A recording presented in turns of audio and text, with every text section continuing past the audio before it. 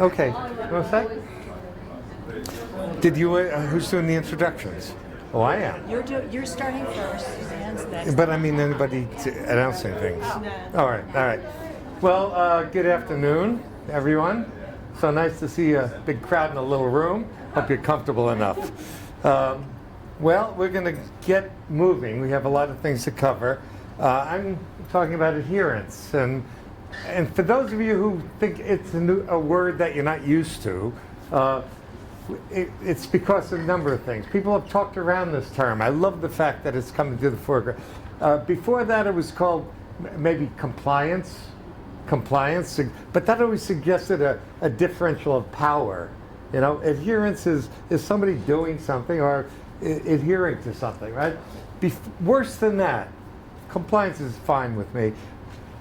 Worse than that is when it's switched over to motivation, lack of motivation, lack of readiness, right? If we talk about adherence, we're not saying it's your fault, you know? I told you what to do, you didn't do it. Bye. Or to say, well, you're not motivated, why are you here? Or I'm wanting you to get better than you want to get better. All of these ways of blaming it, throwing it back on the person. The person is coming to the therapist and asking for help with a problem they aren't able to solve. They're putting their time there. They're putting aside their hope, their money, all for you. Help me. And that's why I like adherence, because the responsibility for adherence, I think, is the therapist's responsibility. At least we should acknowledge that this is it's not a lack of something in you, motivation, for example. I don't know where the nozzle is to increase your motivation, but I can work with non-adherence, and that's what I'm going to be talking about. Now, in BFRBs, I think the problem is even greater with lack of adherence. Oh, I don't have anything to tell you about. I wish I had millions stashed away. I don't. So, COMB is comprehensive behavioral treatment. It's something that I and my colleagues have developed from the beginning, and it was really the I guess the first that looked at the breadth of the variability, the individuality of each person's situation. Why I'm pointing out this to you now is this simply because, one, to tell you generally that this is when we don't know about something, it's useful to look at what is called the ABCs. ABCs is what triggers these things. In other words, why is this kid having temper tantrums?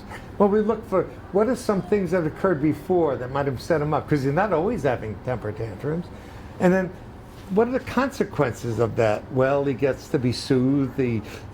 Consequences feed back. So if the temper tantrums pay off at the checkout line at the counter at the supermarket, where the kid wants gum and candy and everything else, and mom buys it for him to shut him up, we have a consequence that strengthens that behavior.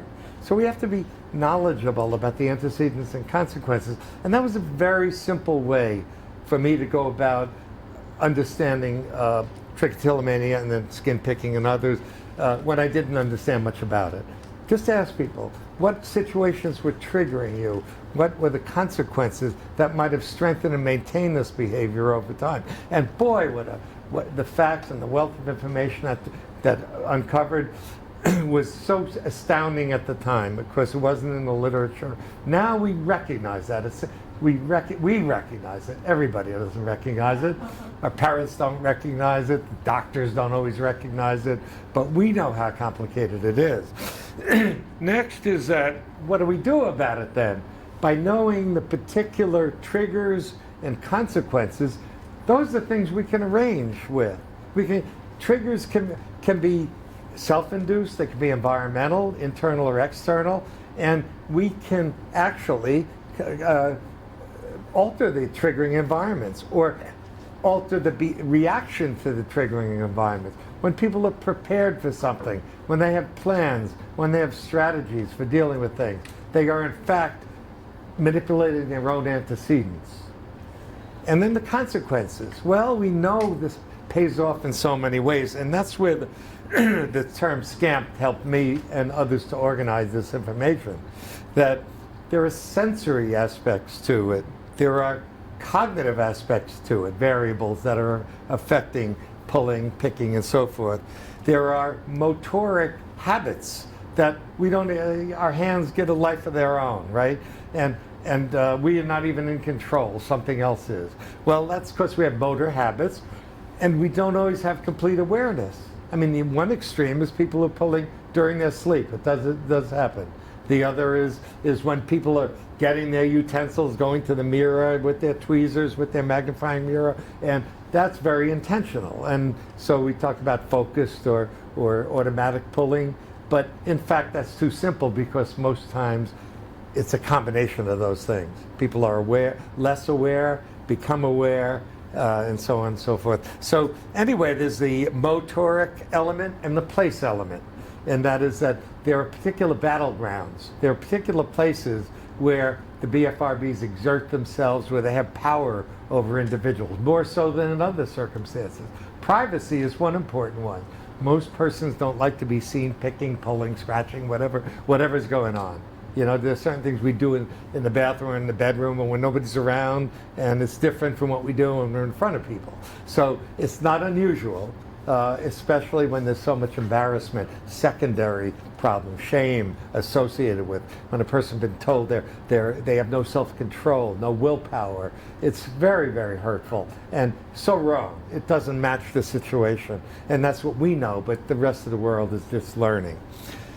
Now I'm going to come back to that because we're going to be talking about challenges, and there's been research that shows, particularly Jonathan Abramowitz, a wonderful guy in the area of mainly OCD. Jonathan pointed to adherence in one study where he looked at that, and he said that adherence was the biggest variable in terms of the effectiveness of treatment. And what was that adherence? It was measured by, did they do their homework? Did they do whether it was self-monitoring, using their exposure and response prevention skills in the situation, exercising their cognitive strategies in those situations? And that was a very critical point. Without adherence, you can't expect effective therapy. Now, if we come back to it again and say it's the therapist's responsibility to address adherence as part of the clinical problem. Why is that, especially with BFRBs? And that's what I want to turn to. Let's look at the different things that make it particularly challenging, adherence in BFRBs. What is the shame and secrecy about it? It's so difficult to talk about, to reveal the details of it. Individuals have been working so hard to hide and to camouflage the results of their picking and pulling, the extent of it, and so forth. So we have to work through that, through the shame, until the person is able to be honest and open. And that's the therapist's job, to set the conditions so the person feels safe and comfortable revealing things that they have worked so hard to conceal. Ambivalence is the rule. I once had maybe 100 persons who mostly trick, but some skin picking as well, in a room at a retreat. And I said, how many people really want to stop pulling your hair or picking your skin? Every hand went up, every hand. Now I said, how many people would like it better if you could pull at will or pick at will and your skin and your hair instantly grew back and your skin instantly healed? A lot of hands went up, right? So there's some part of a person who wants to stop that really they're going to miss things about it. There's going to be a deficit. There's going to be a hole there in their life. It's so much of their time, so much of their focus, so much of their interest have been focused on the hair pulling and skin picking problem. And we expect even the most successful clients of ours, patients, whatever you want to call them, whatever they are, we have to prepare them for the inevitable setbacks, right? They're gonna, along the way, fail themselves, fail to live up to their hopes, the therapist's expectations and hopes. And so rather than thinking of that as a terrible, awful, this therapy's not working, which can really feel that way if a person has worked hard to grow their eyelashes back and in one bad episode pulled out all their eyelashes, and then to try to convince them, oh, we're still rolling here. Wait a second. No, we have to remind them that from that incident, we can learn many things. We can learn what went wrong, what they were unprepared for, and how we can better prepare for it next time. We can also point out that this is all about learning. You can't undo that learning. You didn't forget everything that had been working with you for a while to grow those eyelashes in the first place. So that's it. We have to set up the expectation for lapses, not relapses, not going back to square one, but lapses where we didn't meet the current expectation and we're very disappointed in the results. So that's another reason why BFRBs are a particularly difficult aspect to achieve the kind of cooperation or whatever adherence that you wish. But here's the next part. This is really kind of cool when you think about it. This is SCAMP, remember, sensory, cognitive, affective, motor, and place variables. Well, each of them have something, some rewards for the individual. It might be that it gets rid of unwanted hairs. It might be they can acquire that juicy bulb that seems so important and desirable at the time. They might smooth out skin that they couldn't stand that was irritated, a pimple or something else. To get it out feels like, it's smoother. It feels much better to do that. It feels so good when I have a bare skin with no hairs in the middle of it. That feels these sensory aspects. It looks good when I see no unwanted hairs here, the gray ones or the twisted ones or the curly or the straight or whatever. People have preferences, and that is part of what seeing the improvement. So they're going to miss out on that sense of satisfaction, but the sensory stimulation that is for them meeting some needs. And we hear more and more about the sensory needs. Cognitive, well, all of this work that goes in popping a pimple or getting rid of irregularities on the skin or clearing areas of the scalp or attaining a certain kind of thing. There are rules that begin to govern the behavior. If I see certain hairs, I pull them out. That's a cognitive kind of schema or idea that is can take then to stop thinking. There's the hair. I don't want it. It's out. It's the way it should be, right? So that satisfaction of completing a job well done. I got all of those nasty pokey ones that stick out. I got the ones that aren't perfectly in line, but unfortunately, I did a lot of damage in the process, but it's still that satisfaction is part of it. Affectively, we do know that when people are bored, they like to do something, and what they do is busy work. And you always have, you don't have your needlepoint, you don't have your colored pencils for sketching. You do have your fingers and your hair and your skin with you all the time. So it's always an easy recourse, perhaps sometimes to stimulate someone who's feeling lethargic, but other times, and this is well documented, to settle somebody down who's feeling overly heightened, aroused. There's energy in there. How does it come out? Well, energy seems to be able to feed that. So stresses of different kind, including the absence of adequate stimulation, can also stimulate. And they miss that. What's going to supplant it? When I stop pulling my hair, picking my skin. The motor part. Well, motor habits are hard to break. Why are they hard to break? Because doing them feels right, seems right, and not doing them, it's awkward. The tennis coach says, well, you're not throwing the ball high enough. You have to change your grip. You have to come down on the ball. Wait a second. It's so awkward to change that habit. And in fact, under stress, you'll fall back on old habits. That's why athletes have to train so hard not to succumb to stress or getting inside their own head or however you look at it, because old habits come back. Or they lose the sense of what they need to do and do what feels right at the time. And finally, the place. Well, now you know what you're gonna be losing.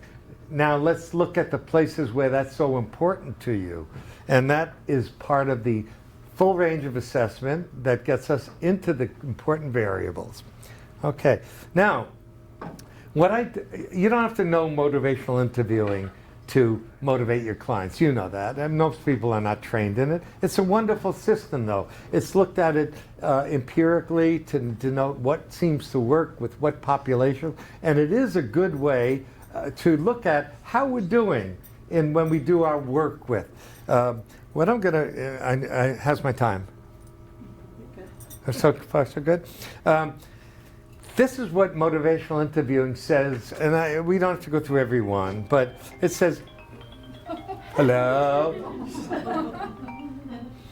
It's Richard O'Sullivan. Hello, Richard, join our group. Where are you, Dingo? I'm in the middle of a talk here. Where is it? In the, what's the room? Was it Calvert room? Calvert room. Okay? What's it on? Oh, what's it on? Right now it's on Adherence. Adherence. Yeah, it does. Well, you decide. I'll tell you what. If you come, everybody will cheer when you come in. But if you choose to do something else, we'll Come understand. just for that. No, I'll come. It's in the Colbert room. Calvert room. Calvert. Is that downstairs? Is that downstairs? Yes, it's downstairs. It's right in the same alleyway. You know, it's a little convoluted, but you'll find it. This is ask people. All right, thank you, Dr. O'Sullivan. Goodbye. Okay. Yeah. Okay. I'm going to have to hang up on you, Richard. He's asking me if this talk went okay. If I thought, all right, everybody's listening to you, so be careful. All right, we'll see you soon. He's amazing. He's an amazing man. Anyway, so these are the things that motivational.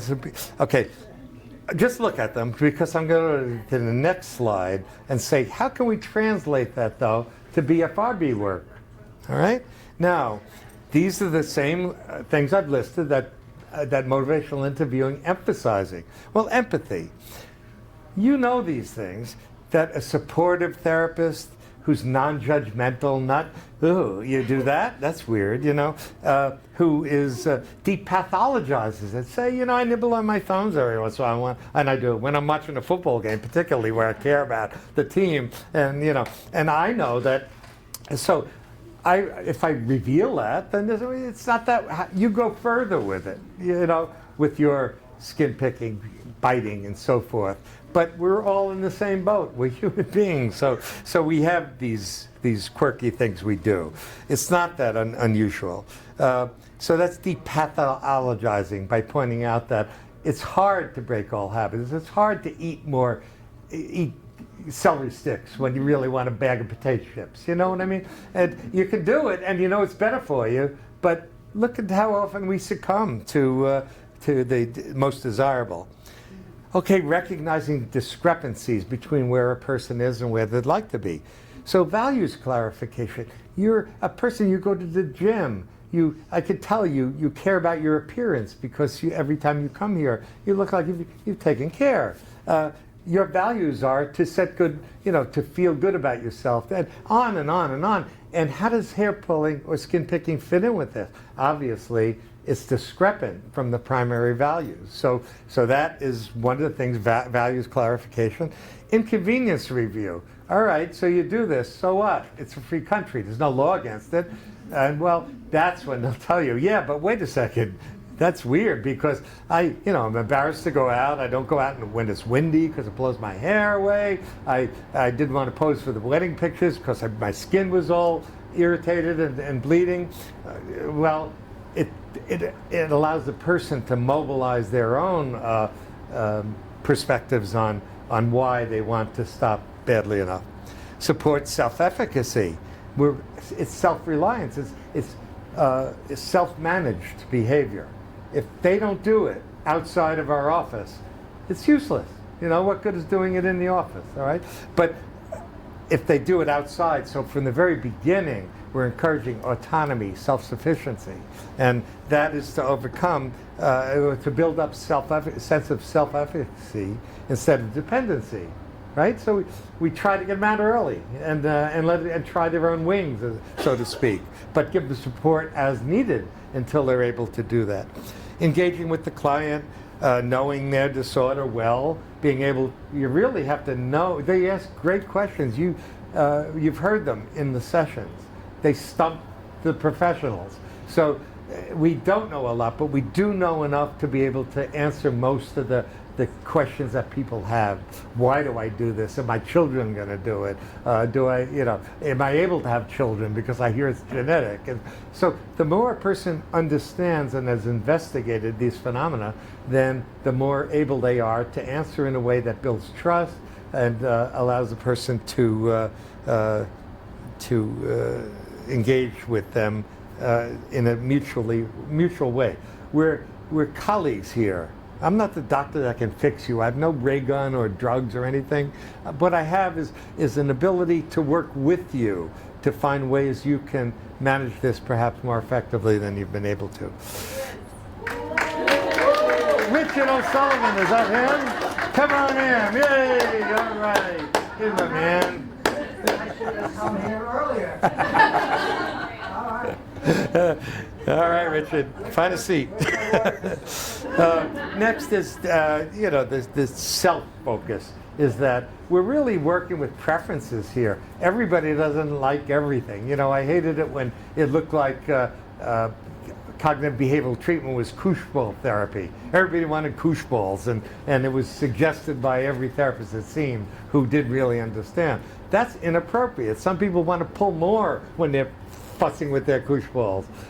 And maybe they don't like walking around with a koosh ball. Maybe it doesn't look good when they're sitting at a board meeting of General Motors playing with their koosh ball. I don't know. But working with them to find out what works well in their life is very important. So that's determining their focus. Evoking change, right? Dealing with resistance, emphasizing the process, all right? It's not how much hair you might have pulled out, it's how much you used your strategies, your techniques for overcoming it, and how well did they work when you used them. That is the important thing. We don't reward kids for growing hair, we reward kids for using their techniques for controlling their hair pulling. And planning, and it's a cooperative evaluation and so forth. Well, that's from MI. It just shows that we don't have to use MI exactly, but we can, the spirit of it can be infused into our relations with our clients, and that's very important.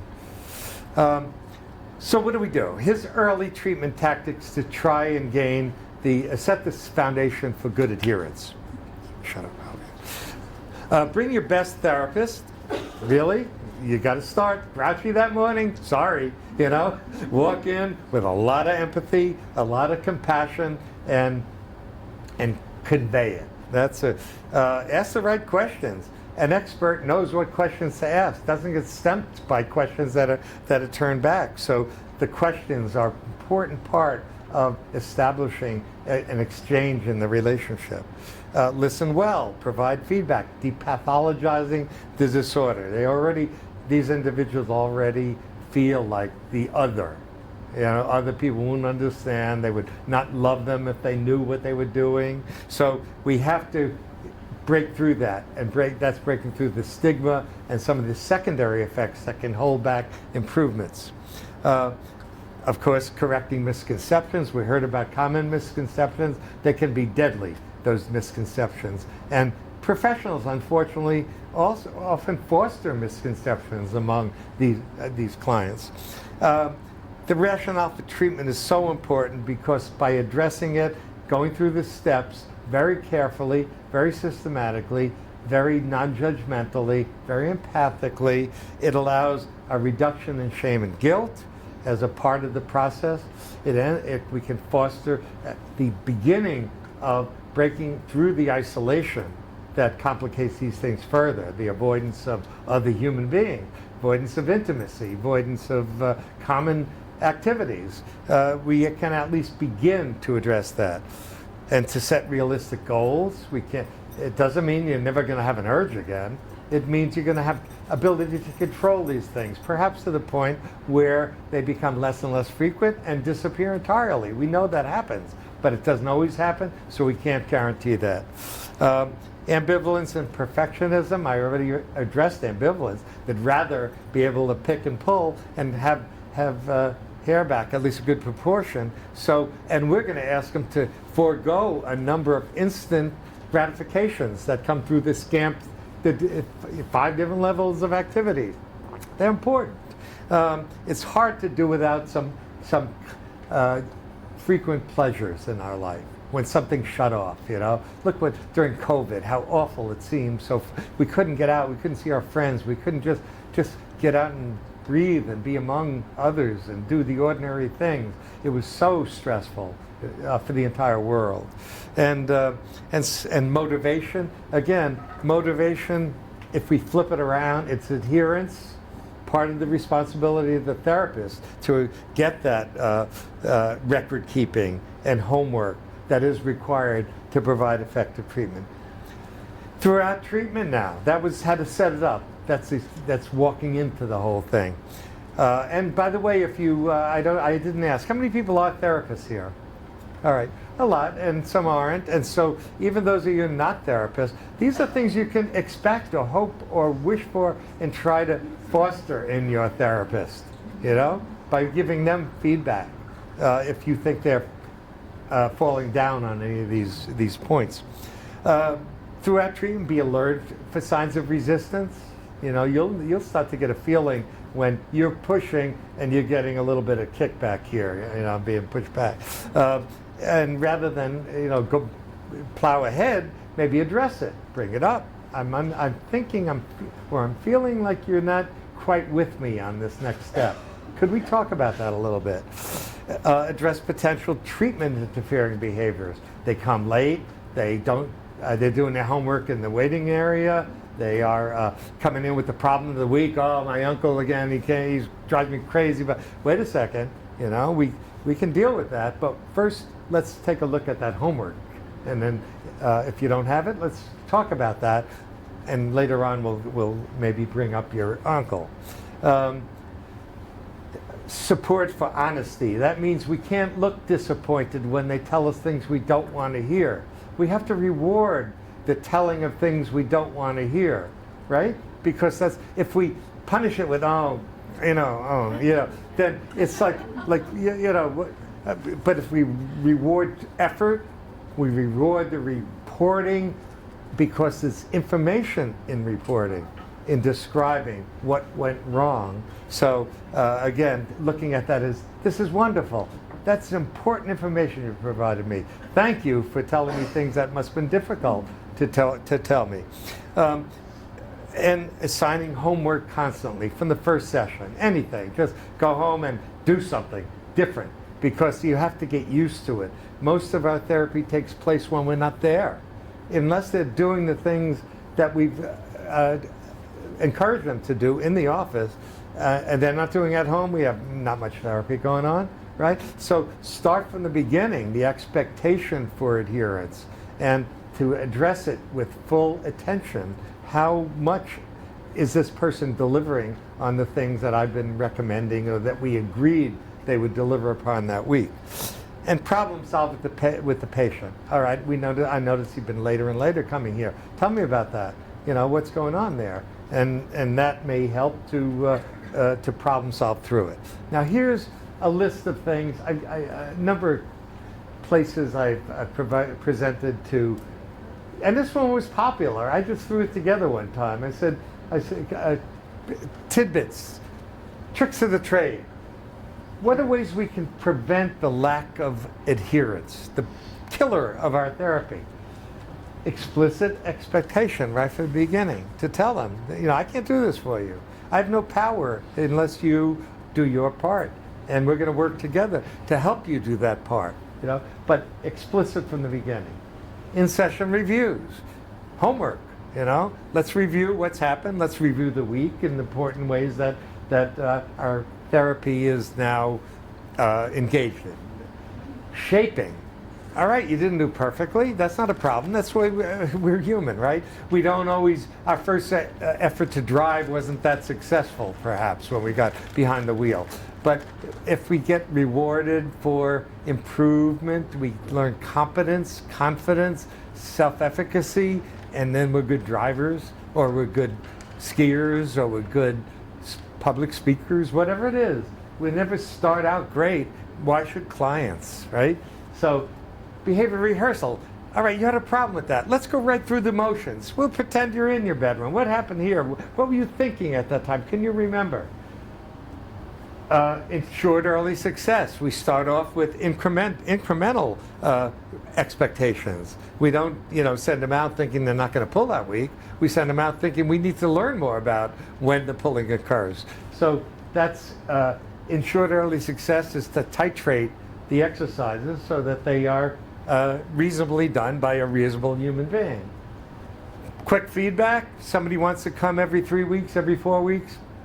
Not to start, It's different when you have the skills and you're being your own therapist in your natural world. But at the beginning, we have to more quickly assess what you've done, what you've been up to, how successful you were, and how we can make you even more successful. And weekly therapy is probably a very good way to start, at least.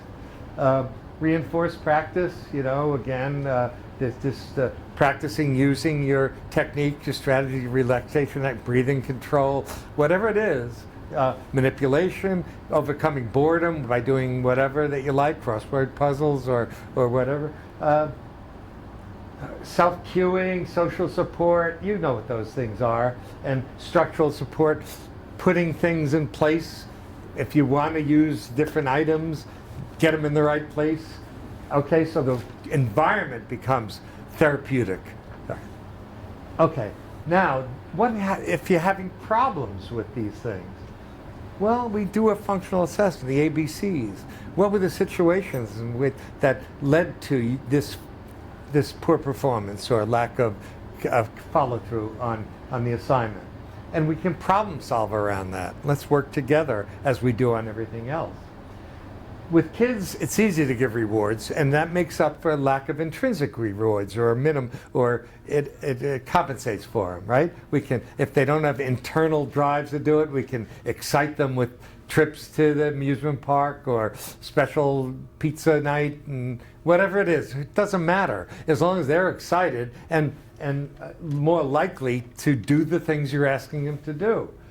With adults, I'm not so crazy about self-reinforcement. Some people will say, you know what, if I can do that, get through it this week, I'm going to buy that blouse that I looked at, a little too expensive, Great, that sounds wonderful. So, but at least compliment yourself. Brag about what you did this week, That's good too, that kind of verbal. Okay, sometimes the steps we gave are just too big. Now you can get up to a landing by taking 2 steps, 4 steps at a time, maybe, if you're real athletic, and you'll get there faster but everybody can't do that. You still get there 1 step at a time, and in fact, if you could get there with a half step at a time, you'd get there. Maybe a little longer, but maybe a little more doable. And so smaller steps is always, again, in the therapist, did I ask you to do too much? How can I help you then do a little bit less maybe, but feel more successful about it? A backup plan. If that doesn't work, don't worry about it. Bring it back and tell me, and we'll work out, because I've got lots of different ideas about how we might approach this. And hopefully I do, Paradoxical disinterest. What the heck is that? Sometimes people will respond with, I do occasionally would find myself for various reasons saying, it's a free country. There's no law against doing this. If you wanted to do it, if you wanted to, do you really want to do this? Do you really want to stick in this therapy and spend your money and take up time but that is letting them know that, again, you've got to step up a little bit here. I can only go but so far, and then I need you. You have to be a colleague in this therapy. So paradoxical, use it. It's very rarely. Hip pocket client is when a person says, and here's what happened. It was awful. And you say, you know what? Somebody just told me last week, was it, or a few weeks back? Now you're making it up. You may be combining your experiences from many therapists, but that's the hip pocket example, to give a person, to let them know that they're not alone in what you're seeing, and probably aren't, and that there are solutions, and that other people have benefited from using these approaches to those solutions. And visualizing success, people do it, the basketball players, they see the ball going through the hoop. gymnasts and the skaters, they sit quietly before their meet, breathing slowly and visualizing a perfect routine. So we do know that these things enhance performance. The apps I'm not up on. I have to go to the young ones to teach me about that. I don't even know if somebody told me they looked for Good Habit Maker and they didn't see it anymore. It doesn't matter. There are lots of good things online that are more amenable. I had to learn that it's better for certain ages to ask them to keep track on their phone than it was to give them sheets of paper and ask them to. So these are some things that I think are that we sometimes don't think about all the techniques we might bring to bear to increase adherence, and adherence is the crux of the effectiveness of treatment, right? And I'll end there. Thank you.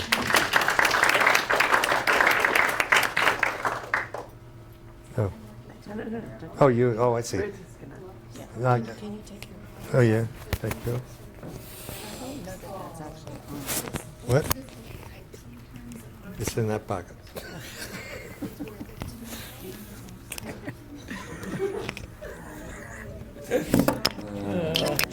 You're so bad. I'm so bad.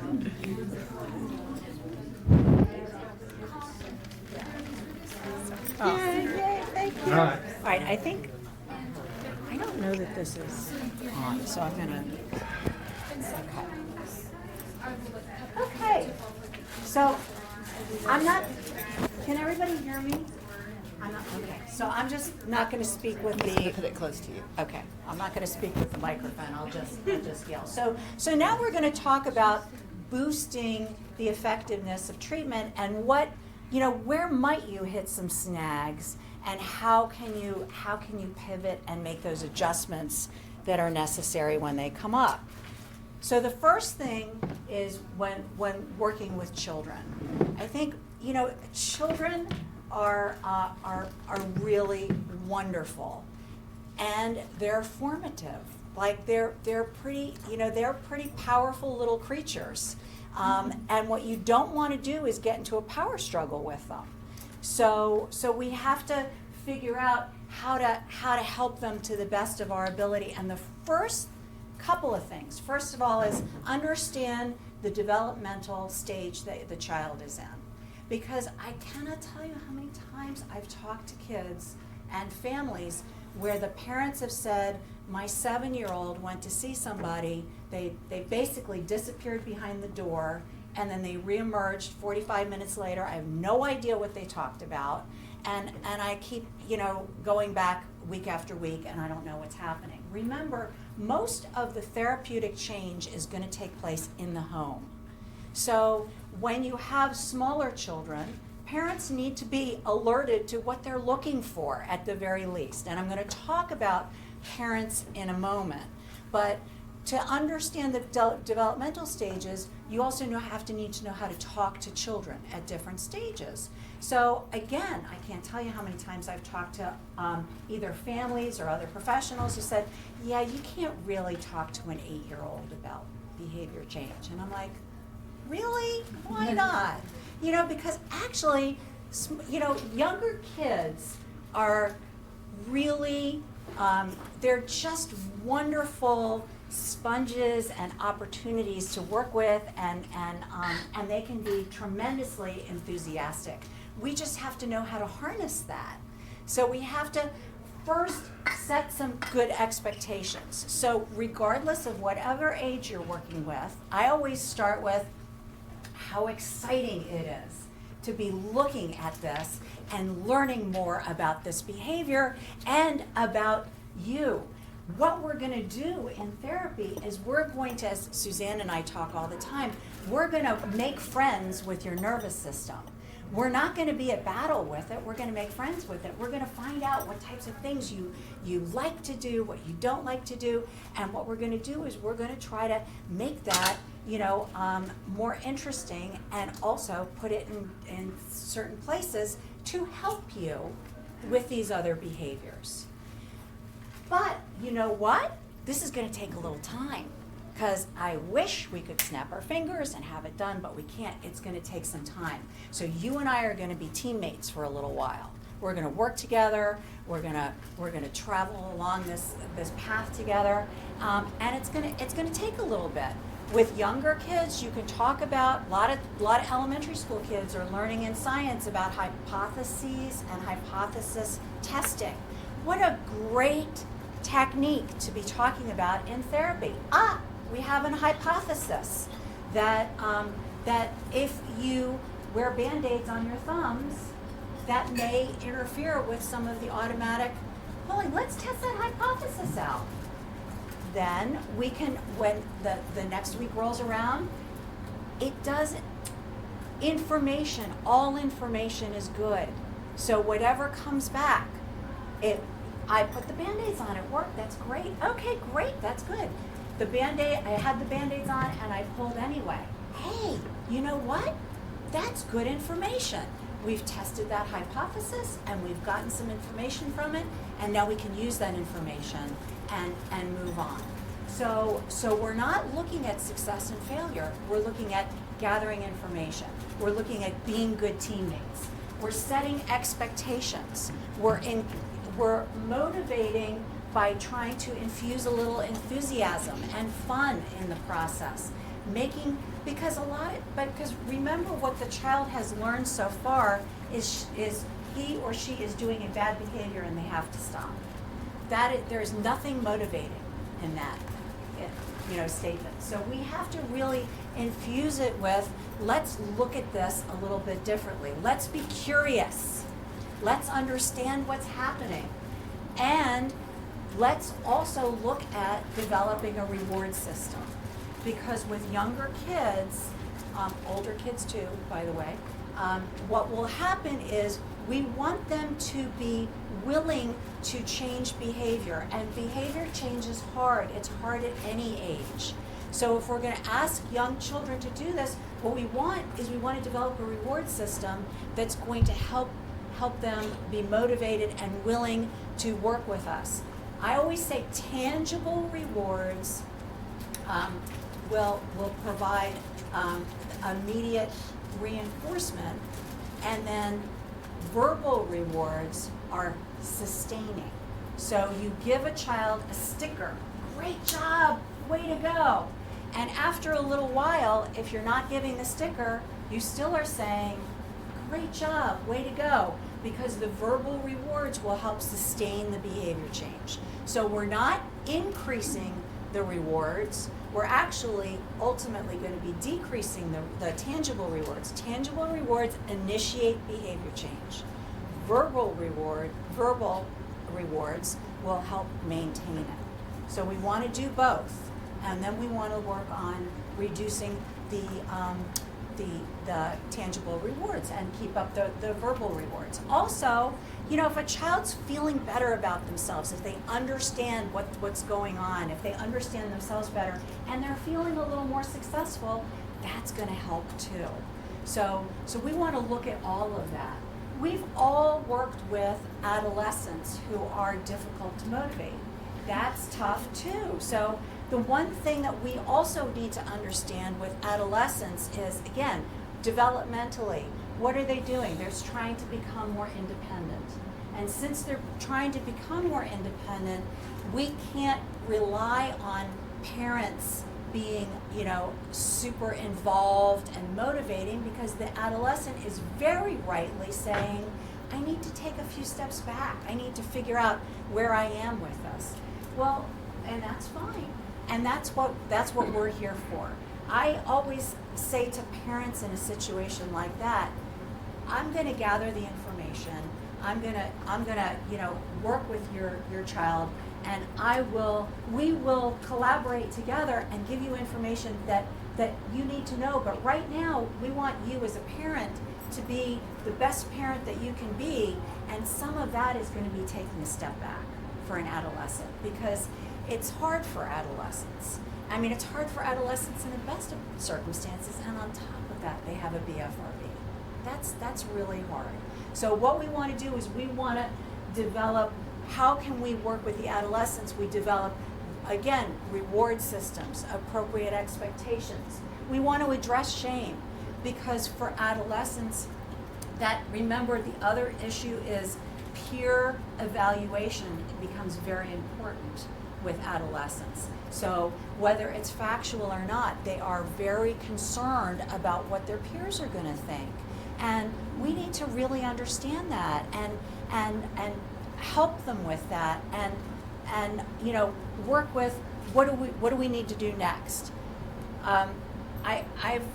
We've all worked with adolescents who find that if they, for example, I don't want to overstate Band-Aids, but I'm just going to say this at the moment. If they wear Band-Aids, they are less likely to pull, but they don't want to wear Band-Aids, period, because they don't want anybody, they don't want anybody to see that. So we need to respect that and say, okay, how can we work with this? What can we do? And again, decreasing shame, increasing motivation, making sure expectations are appropriate, because again, it's a process. I can't tell you how many times people come into the office and initially they think, well, I'm only going to be here for like 3 sessions, right? And then they want to go. So we have to really help them understand this is it's a complex issue that requires a lot of creativity, cleverness, and complex solutions, and we're going to work together to try to figure that out. We want to understand when kids are independent and need help. How do we balance that? How do we help them? But honestly, the other thing we need to look at is when you have an older adolescent who said, I really do not want to work on this at this point in time, we have to respect that too. So we've got to be able to be willing to listen to the kids and to the clients and help balance that. I always tell, whether it's an individual or a family, the worst outcome would be for particularly your adolescent to think they've been through therapy and that it doesn't work. I would much rather than say, listen, this is what therapy looks like. If you're interested, I'm all in. I'm more than happy to help you. If they're saying no and they're really committed to no, then I always say, I want you to remember the door is open. You come back when you're ready.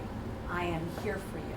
So that's that balance of independence and needing help. We have to be open to that, because this situation with kids at various ages can get very sticky. But I really feel like help is available if you can understand the age, the stage, the family systems that you're working with. You can be very helpful. And sometimes help is taking a step back and letting the child come around to it. Sometimes with adults, what are we going to do? Again, this is going to be a recurring theme. Expectations. We have to develop reasonable expectations for what therapy looks like. So part of that is providing a lot of useful and important psychoeducation. What are BFRBs? What aren't BFRBs? And let me hear your story. How did it develop in your life? How does it affect you on a day-to-day basis? How does it affect what's going on? So let's put our heads together, and then we're going to come up with a plan of action. And the plan of action is a process. It's going to be a process. And one of the things that's going to be important in therapy is a commitment to the process. I'm not saying every day has to be successful, and let's make sure that we define success correctly. Like Charlie said, effort. I'm a huge fan of effort, not focusing on the outcome. The other thing, I was talking to somebody else this morning about how do we evaluate success in therapy. One of the things that most people are very much looking for is cessation of the behavior. They want hair back, they want their skin completely smooth. But maybe in the first couple months of treatment, their shame reduces, their self-esteem increases, their tension around the house decreases. That's super important. And that's part of success as well. So we want to make sure that people understand we are not here to make your hair grow or keep your skin smooth. We're here to help you be the best you can be and also help yourself. And we need to recognize what improvements are going to look like, and improvements are a bit of a bumpy road, and that's okay. That's part of the journey.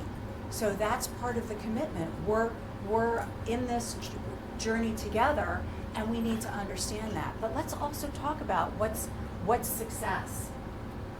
When there's a great degree of shame, isolation, or depressed mood, those are things that are really important. You know, if someone can't get out of bed, problem solving around what they're going to do in the car when they're hair pulling or skin picking is not really that relevant, and it's also not going to be high on their list. So we have got to address what else is going on. And Suzanne is going to talk about comorbidities in a little bit, so I'm not going to spend a lot of time, but recognize that. If someone has a great degree of shame, then that's one of the things you want to address in the beginning. And that's part of treatment. So we're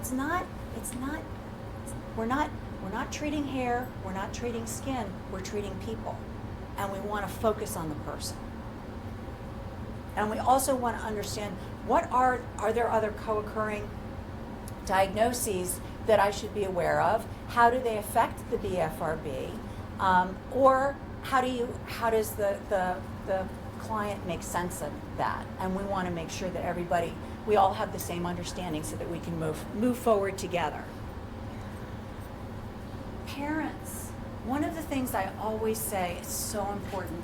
Parents of a child who has a BFRB is often in a uniquely peerless group. So except here, you're among peers and friends. But honestly, at home, it is so hard because as a parent, it's hard to talk to people because a lot of people don't understand what you're going through. They also they also may judge you. I won't say they'll judge you, they may judge you. And that feels awful because as a parent, it's hard enough as it is. As a parent, and you know, we're all parents here. We would do anything for our kids. You just want them to feel better, to be better, to be the best person that they can be. And with a BFRB, you can't do that for them. So what do? I think, again, remember what we said, expectations. We need to help parents. We need to help parents develop the right expectations. And first of all, that's good information, so that they have good information. And part of that good information is you are not responsible. You are not responsible. Just like if your child is a great ballet dancer, you are not responsible for their, successful ability in ballet dancing. You're also not responsible for your child's BFRB, because parents a lot of times feel a great degree of responsibility and guilt. And you know what? That makes people uncomfortable. So then you're going to get somebody in the office who's very anxious, uncomfortable, maybe even feeling a little angry and hostile because they feel so bad. So we need to understand that the person is really suffering. Parents have a really tough position, and we need to help them. They're not alone. The TLC Foundation is a great resource for information, and also online support groups if necessary, and able things that can be very helpful. Sometimes parents are over-helping. I say over-helping. Sometimes a little too involved. We could call it a lot of different things, but parents can be over-helping. So what we want to do is we want to provide parents, again, with good amount of information, and then an appropriate role for them. What is it that you want the parent to do? And help them understand that. So I'm going to start from the top. So for teens, remember, we've asked the parent to take a step back. I said that before. So now the parent is going to be in the role of maybe supplying rewards. catching the teen, adhering to whatever it is that they're supposed to be adhering to.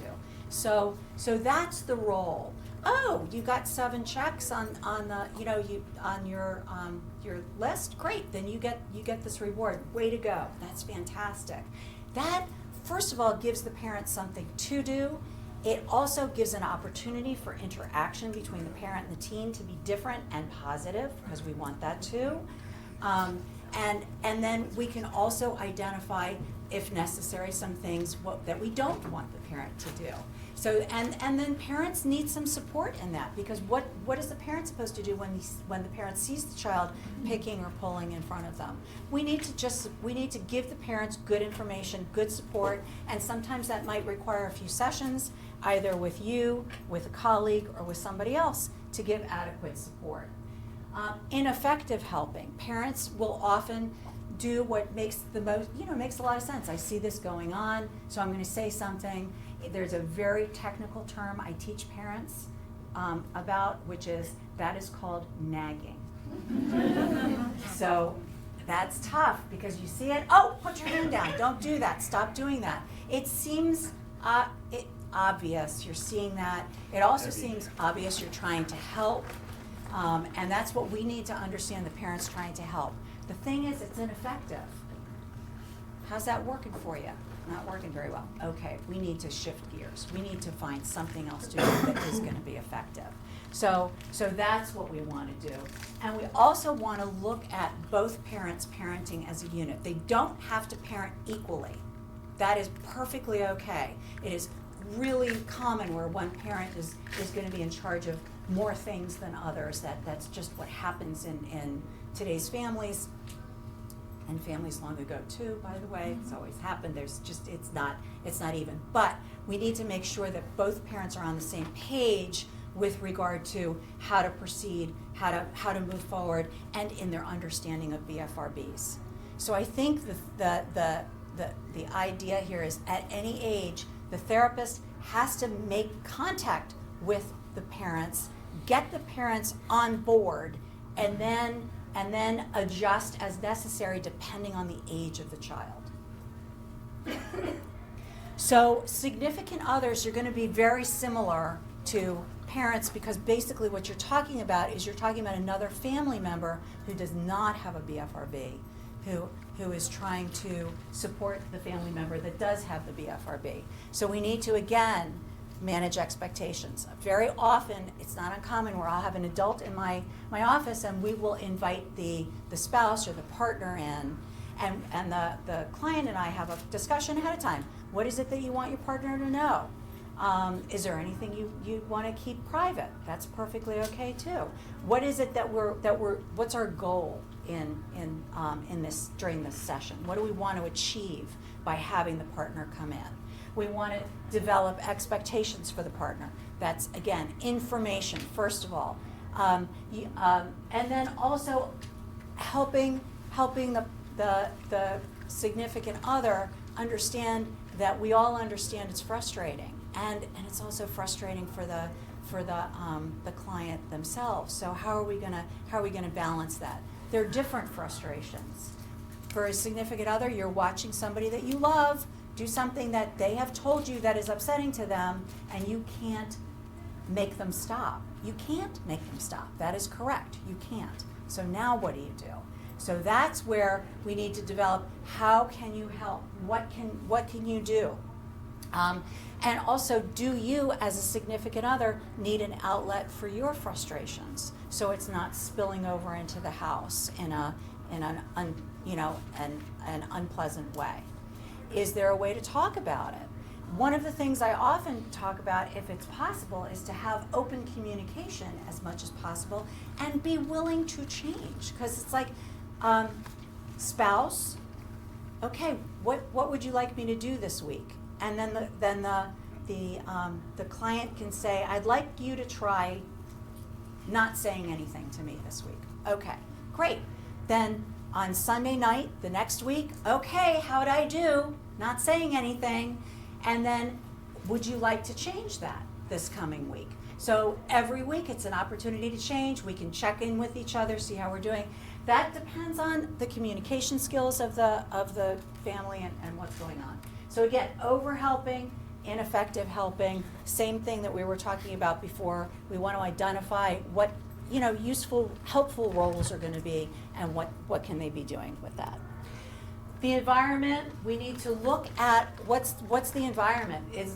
What's your general stress look like? Do you have, what's going on with work? Are there any medical issues that are causing interference with daily functioning? Are there elderly parents that also have great needs? That we have that sandwich generation now, where you have younger kids and older parents, and you're in the middle trying to manage both. That's very stressful.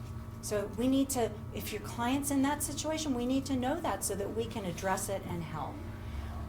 Is there a great degree of family stress? If there is, we need to address that family stress. A lot of times people will say, well, if the person would just stop hair pulling or skin picking, then everything would be fine. Well, I don't think so, because if there's this much tension going on, there's not a lot of the family doesn't have the skills to deal with the stress that's going on. So we need to talk about skills. We need to talk about communication. We need to talk about how to manage your frustration without necessarily lashing out at somebody else. Is there a marital stress? Because the fact of the matter is, all of these things are going to negatively affect someone who has a BFRB. So we need to be aware of this, and we need to address it. And sometimes it is worthwhile, if you have two parents who are on the verge of separation and or divorce, maybe that needs to be dealt with first, and then we talk about therapy for your child. You're not going to have the bandwidth to be able to do both. So we can help families prioritize as well.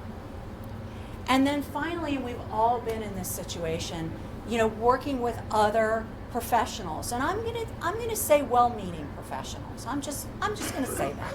Well-meaning professionals. But sometimes these well-meaning professionals are ill-informed. And then sometimes these well-meaning professionals will tell your client something that is actually not therapeutic to do. Like, I have a client I just talked to last week. She's she's got a lot of shame about her BFRB. She doesn't talk about it very much. She went to a new doctor and she decided, listen, I'm just going to tell my doctor everything.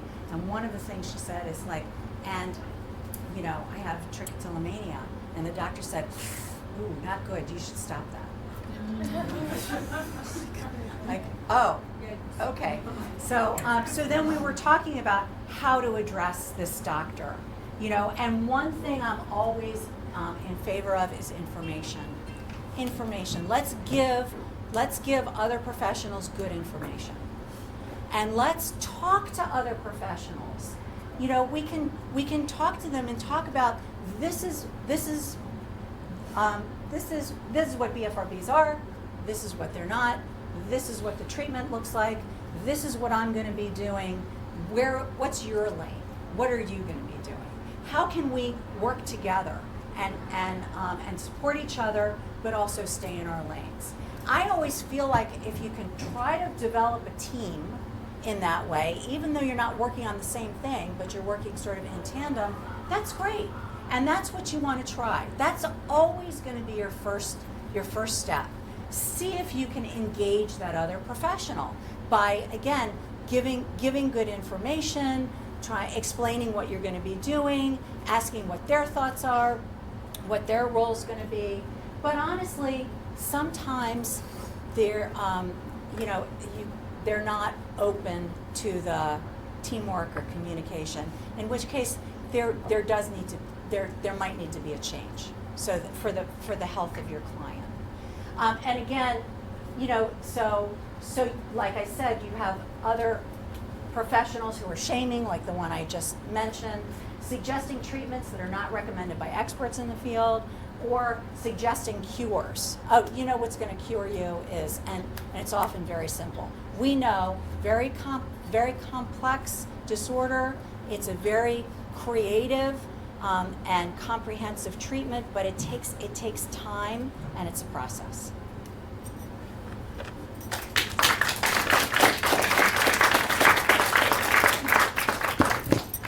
Thank you, Ruth. Let's see.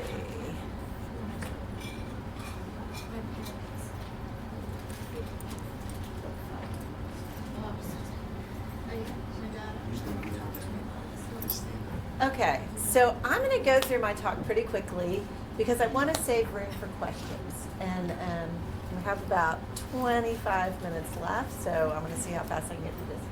I'm going to talk about dealing with comorbidities. And it's not always the case. Oftentimes a person comes in my office and they're only dealing with their BFRB, their life other than that is pretty good. They're not dealing with ADHD or some of the things we're going to talk about.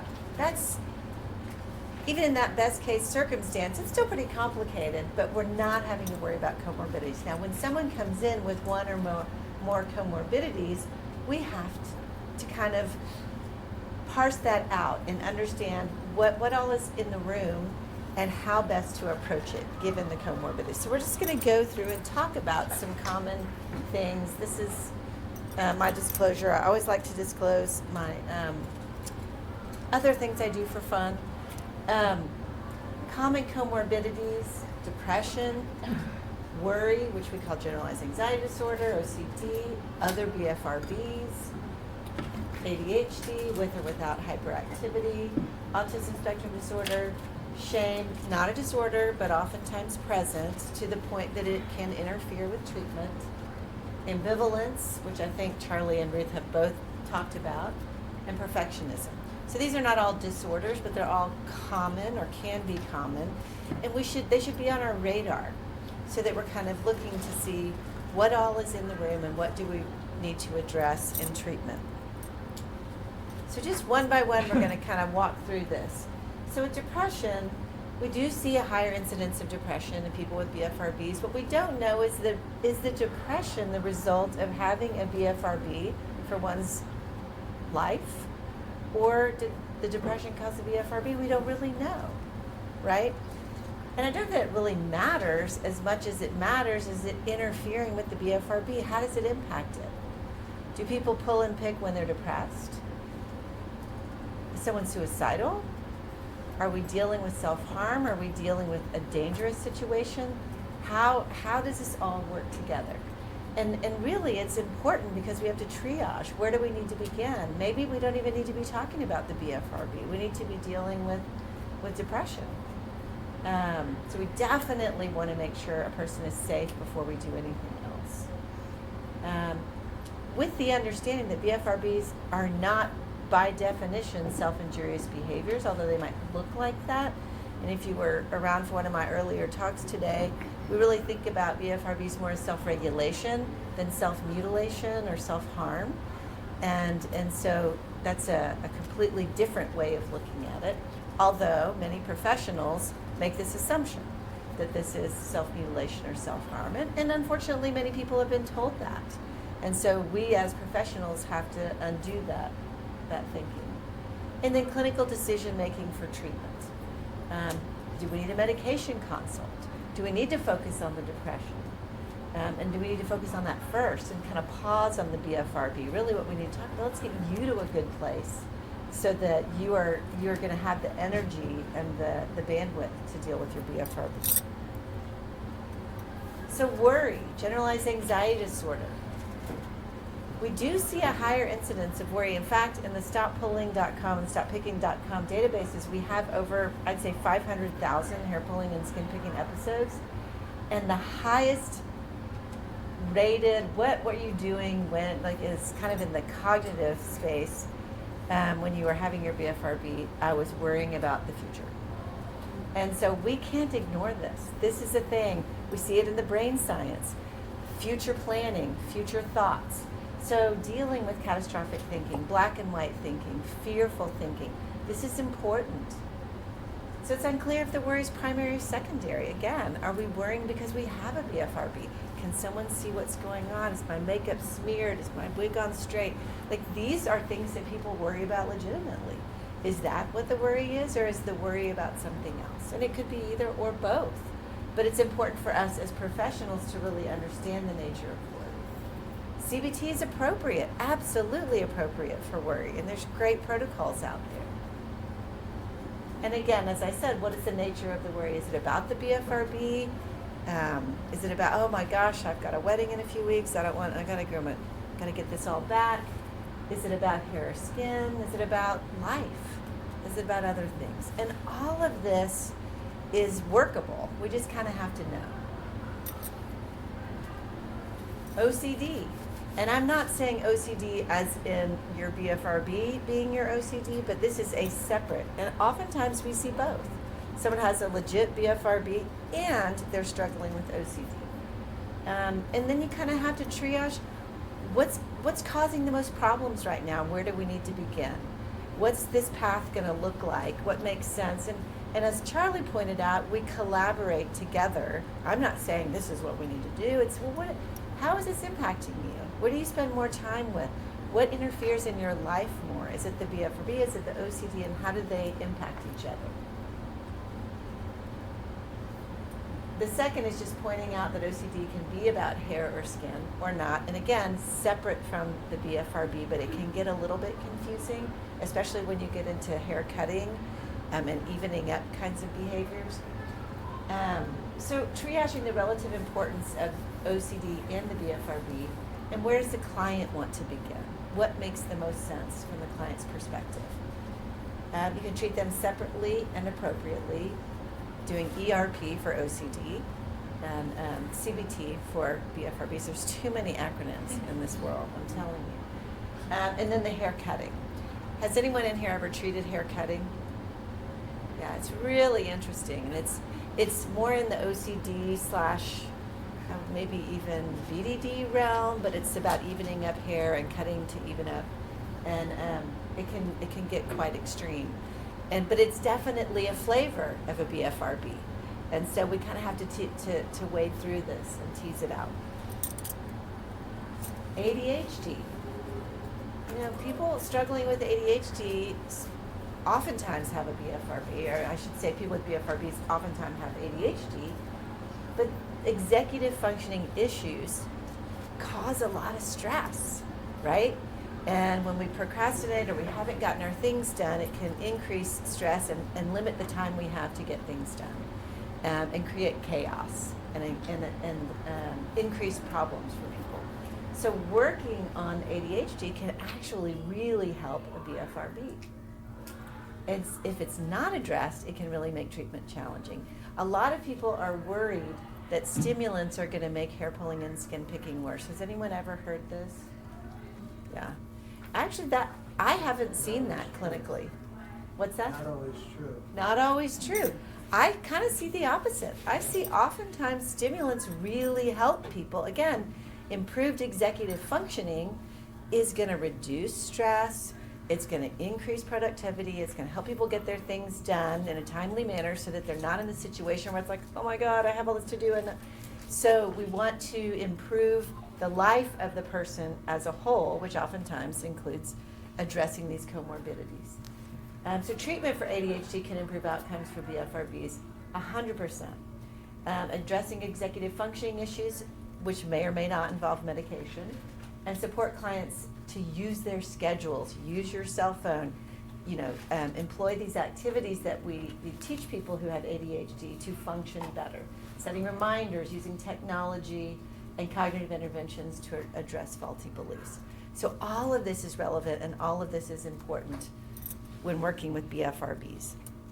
ASD, we've had a lot of questions about ASD today. Sometimes we see picking and pulling as self-stimulating and sort of a stereotypic behavior. Not always. I do believe that people with ASD legitimately sometimes have BFRBs, not as a stimulating behavior. Sometimes motivation's not there, especially with younger kids. And that's true whether you have ASD or not. Sometimes younger kids just don't care. And so we can get them to adhere to treatment and to engage in different ways, oftentimes with more behaviorally based systems, reward systems. Stimulus control can be very helpful. Wearing Band-Aids or finger covers or putting a hat on or a bandana or things that just make it more difficult or that provide a barrier to the BFRB. And sometimes generalization is a problem. Like we can be very behavioral and work on maybe using stimulus control in one environment, but it doesn't generalize to other environments. But not always the case. Shame, this is a big one, and we've talked a lot about it today. It's a pretty universally experienced emotion with BFRBs. And it's oftentimes a treatment interfering behavior that we have to address. So we always, always, always address shame, and always in the first session. What is your experience with this? It's really, really common for people to feel badly about this or feel judged or blamed or to judge or blame themselves and to start that conversation. Coming to a conference, this is one of the best things that a person can do with a BFRB. Joining a group, meeting other people, connecting, feeling that common humanity. I'm not alone. I'm not alone. And these are really cool people. This is not like I'm in this company of really odd or strange people. These are like really amazing human beings. And that's very, very validating for people and super important. So always talk about shame from day one. Understand your client's lived experience. Validate past negative experiences. Problem solve how to deal with misunderstandings or blaming. Help with family members if they misunderstand or they blame and correct some of those beliefs or approaches. And then address past trauma surrounding their BFRB. So we want to encourage healing through education, through self-compassion. Self-compassion is a beautiful, beautiful intervention, or it's more than an intervention, it's a whole approach of teaching people how to be kind to themselves during moments of suffering. It's really pretty simple, but it's not easy. It sounds easy. It's really not. Have you ever tried to be really kind to yourself? We're actually pretty kind to ourselves when things are going well. But the second it turns, someone gives you a dirty look, or you feel like you gave a bad talk, or people are falling asleep in the audience, it's crushing how fast we can turn on ourselves, right? And so teaching people to be kind to themselves in those moments. And people with BFRBs have those moments a lot. So finding that space of gentleness, of kindness is super important. Talking to other people with BFRBs, again, support groups, chats, conferences are super important.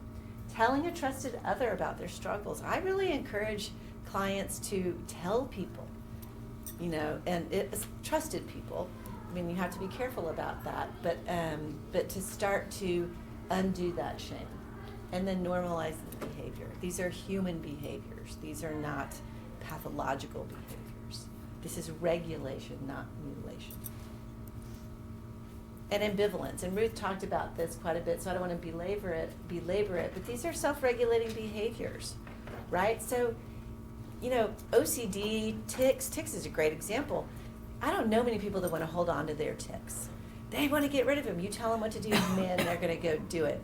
But it's different. That's negative reinforcement. This has a flavor, it's positive reinforcement. You're having to give up something. And we got to talk about that. So from day one, I'm explaining this is a little more complicated. It's sort of like diet and exercise. We all know we're supposed to do it. In the moment, I always ask parents, have you ever put anything in your mouth that you probably shouldn't have? I've only had one guy say no, never. I'm like, in your whole life? He's like, nope, never have. I'm like, I don't know what planet you were born on. But we can relate to that. Did you do it knowingly? All the time. So even when we know, we're still in the service of whatever our body wants and needs at that time. And so our job is to help be able to offer something else in that moment that could get that need met. Is it going to be as good? Does anything taste as good as a hamburger and french fries? But we can maybe come close. And after you eat that salad with grilled salmon enough, that starts to feel like a better option. Right? But you got to do it a lot till you get to that point where you're like, okay, that's my choice. And so this is a long haul.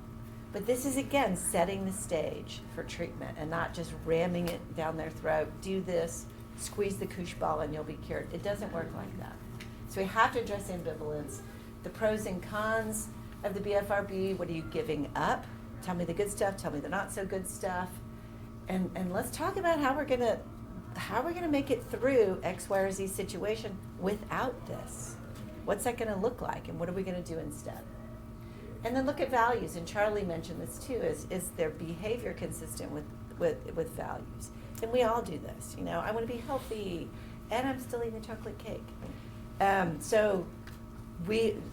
when we do that, when we engage in behavior that's not consistent with our values, it doesn't make us feel good, right? So we want those to be in line with each other.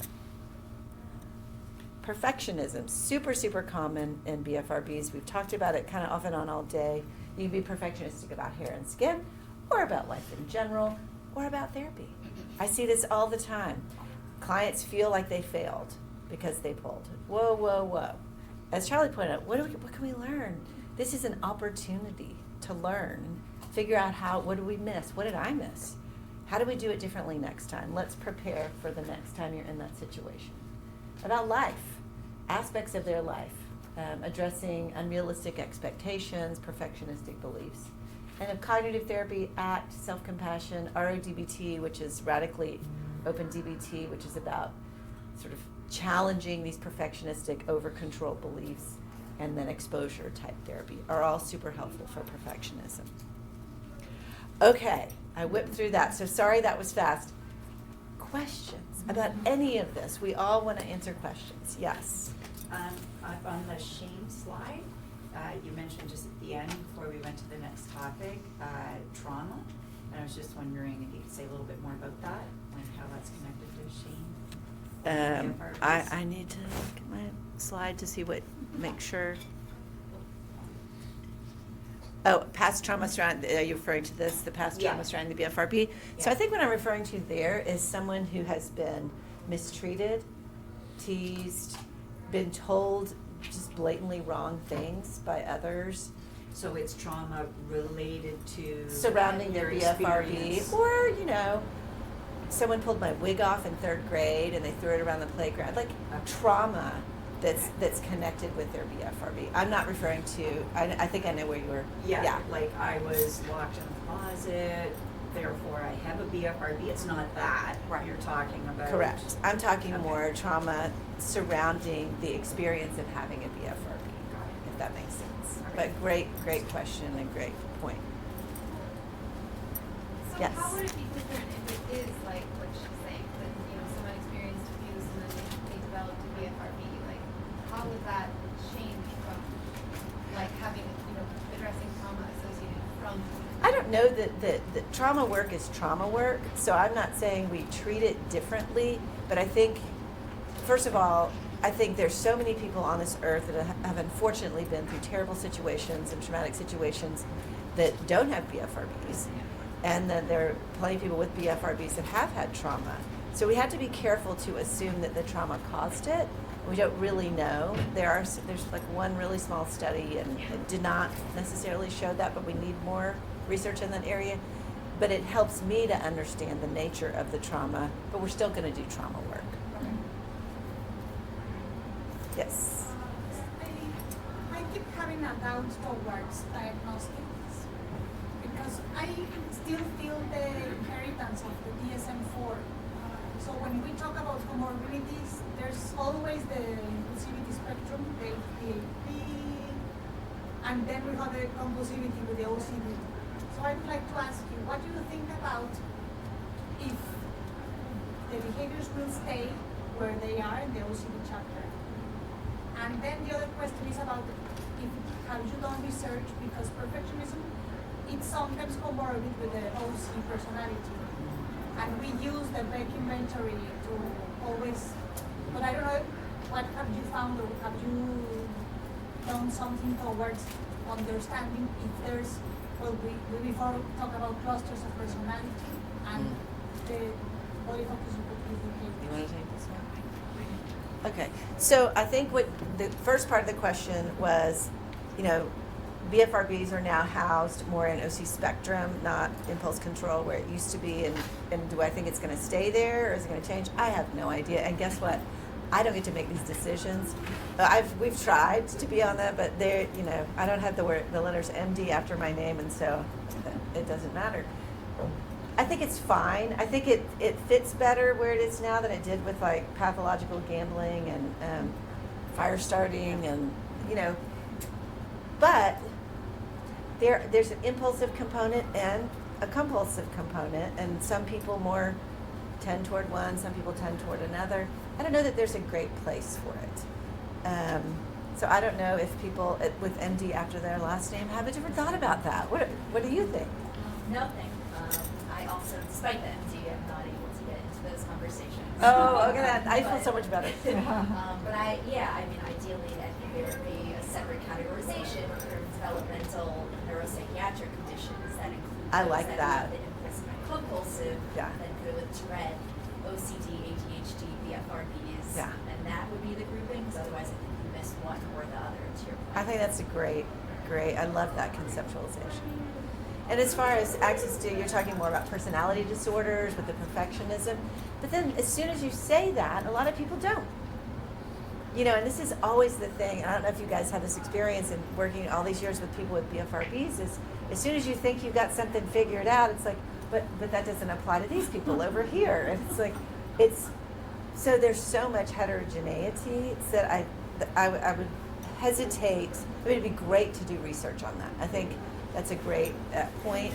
I'm not aware of any personality disorder research around that, but I think it's a great point.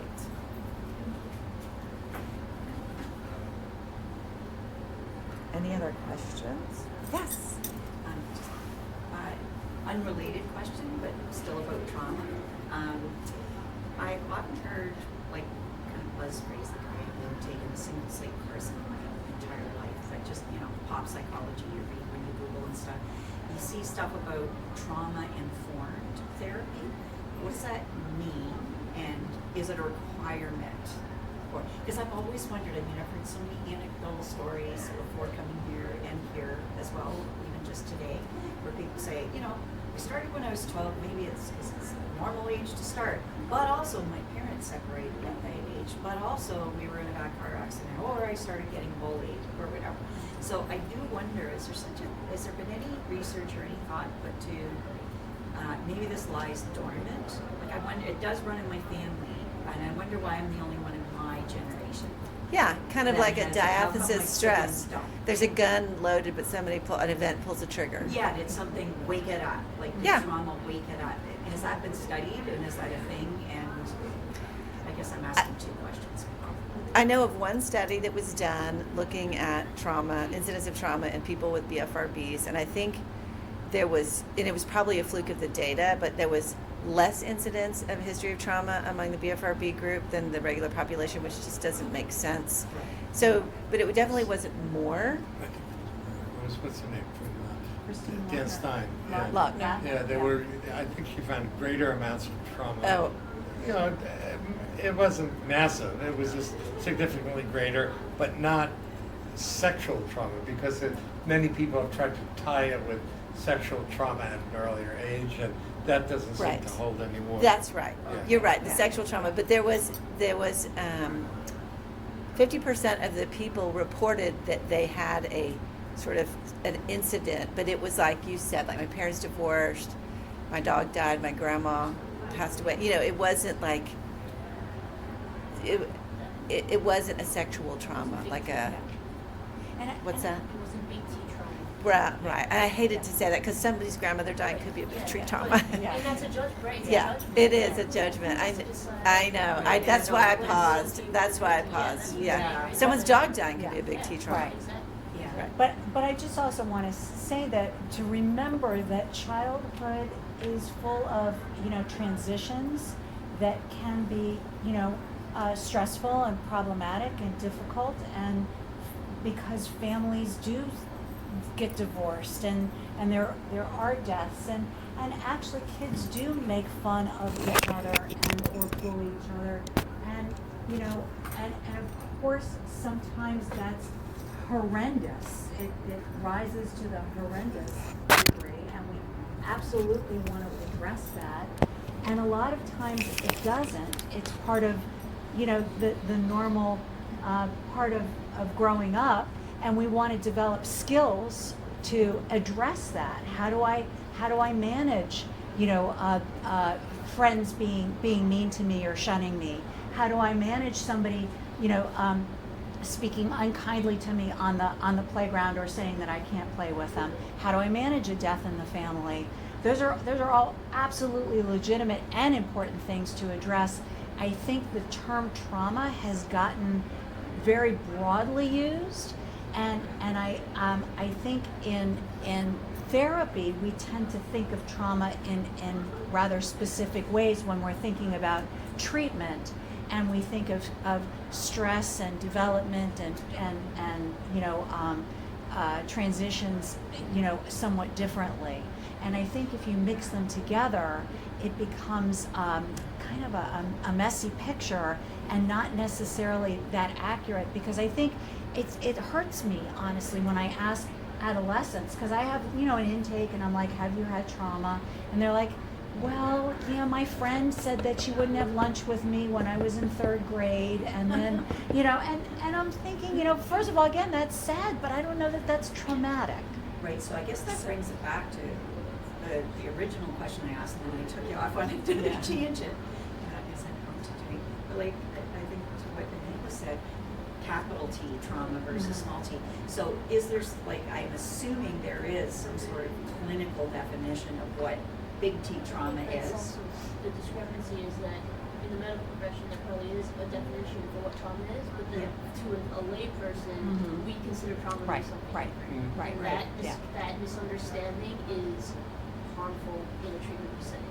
So is that is being trauma informed as a clinician? Is that new language? Is there new CE credits people need to get to say, okay, to understand the difference between my dog died and I witnessed a murder, right? Yeah. You know what I mean? I'll just say a couple of things. One is that trauma, as it's used as a inciting incident for psychological disruption, Right. it can either be one incident that is so powerful in a sense that any ordinary individual would experience disruption of their ordinary adjustment, right? And then there are other views that light or minor trauma, repeated trauma, also could accumulate and produce a problem. Now, both of those are probably true. The problem, I think, is that there's a tendency in our field, in psychiatry and psychology, there are trends. And I remember, and some of you may remember, when there was an argument, therapists all over were finding sexual trauma where no one guessed it was there, or even satanic rituals on every block, and they were finding, and then we came to our senses, everyone, the fields, and decided that these were suggestible people, that the notion of trauma was more in the minds of their therapist than in the individual. So there was the pendulum swung away from trauma for a while. I think it's coming back. I think it's legitimate to explore trauma in a more detailed, more empirical fashion, rather than just speculating wildly.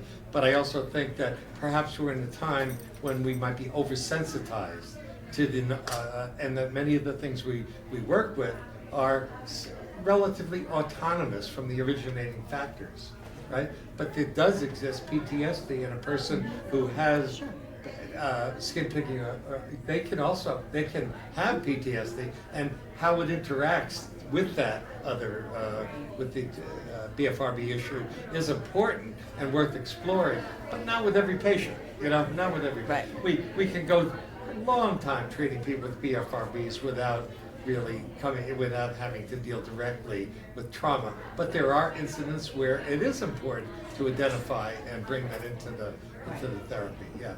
A trauma-informed approach as it relates to BFRBs, there is Stacey Nickel is a licensed clinical social worker, and so she's got a psychodynamic trauma-informed approach. But what that means is simply assessing for the trauma, and if it's there, if they talk about something like that, then you work with You them on address that. it. Like you're saying, you You address address the it. trauma work, like you were saying, right? Like Yeah. you do the trauma work, Right.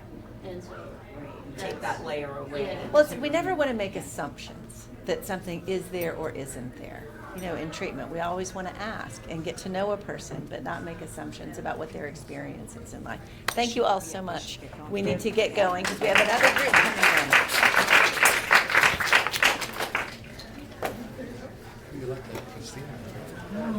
No kind words. I'm punished. Thank you for coming. This is yours, right? No, that was not mine. Mine was white. You're official now. Oh, I'm in the club. First I played. And if not, they were Bring her up as You know, I'm so career. proud of even giving I it to brought her up as her contribution. It didn't have my bank account number on it or something. That's too bad. Done pretty well. It's But you would have gotten too far away. not like we're rolling and These go shows are or anything. later. The third is good, but I it's think because we're all we gonna work say it, not because we like You make a reservation. No, I didn't all yet. the I just wanted to things see. we did to support our work. These shows, the payout was about 3 miles. And then you put on the scale, we didn't ask her to be the author. No, and that's the other thing, I don't think for that reason.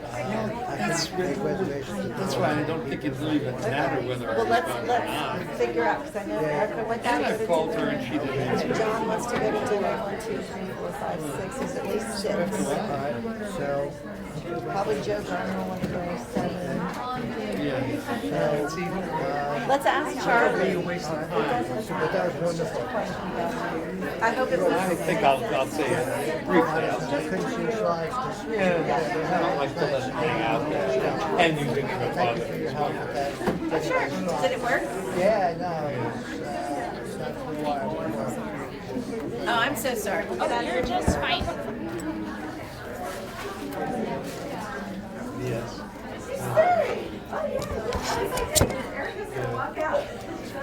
This is gonna be the engineer. Oh,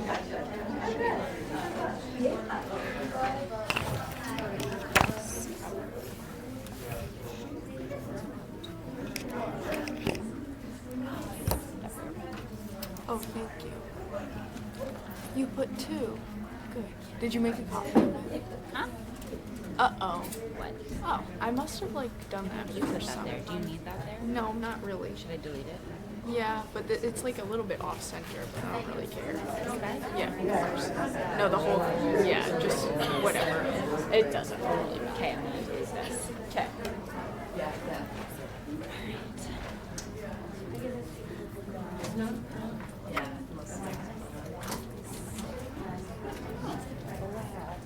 Hey, she works.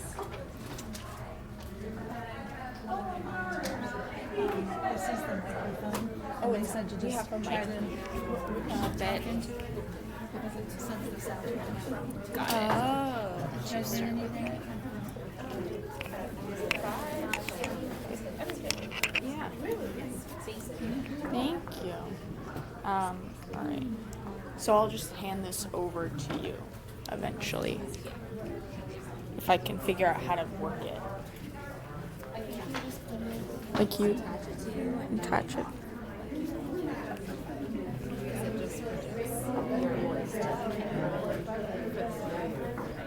Oh, I see.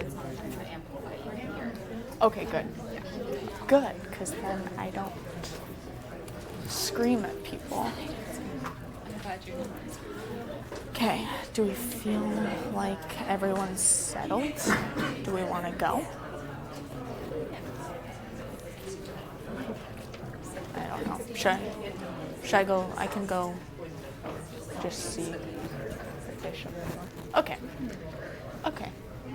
Okay, I think, are we feeling good? Are we ready? I know we didn't really get enough of a break, but if anyone has been in here for the past hour, if you want to stand up or do anything, please feel free. You will not be disrupted. I will be moving around like crazy, so yeah.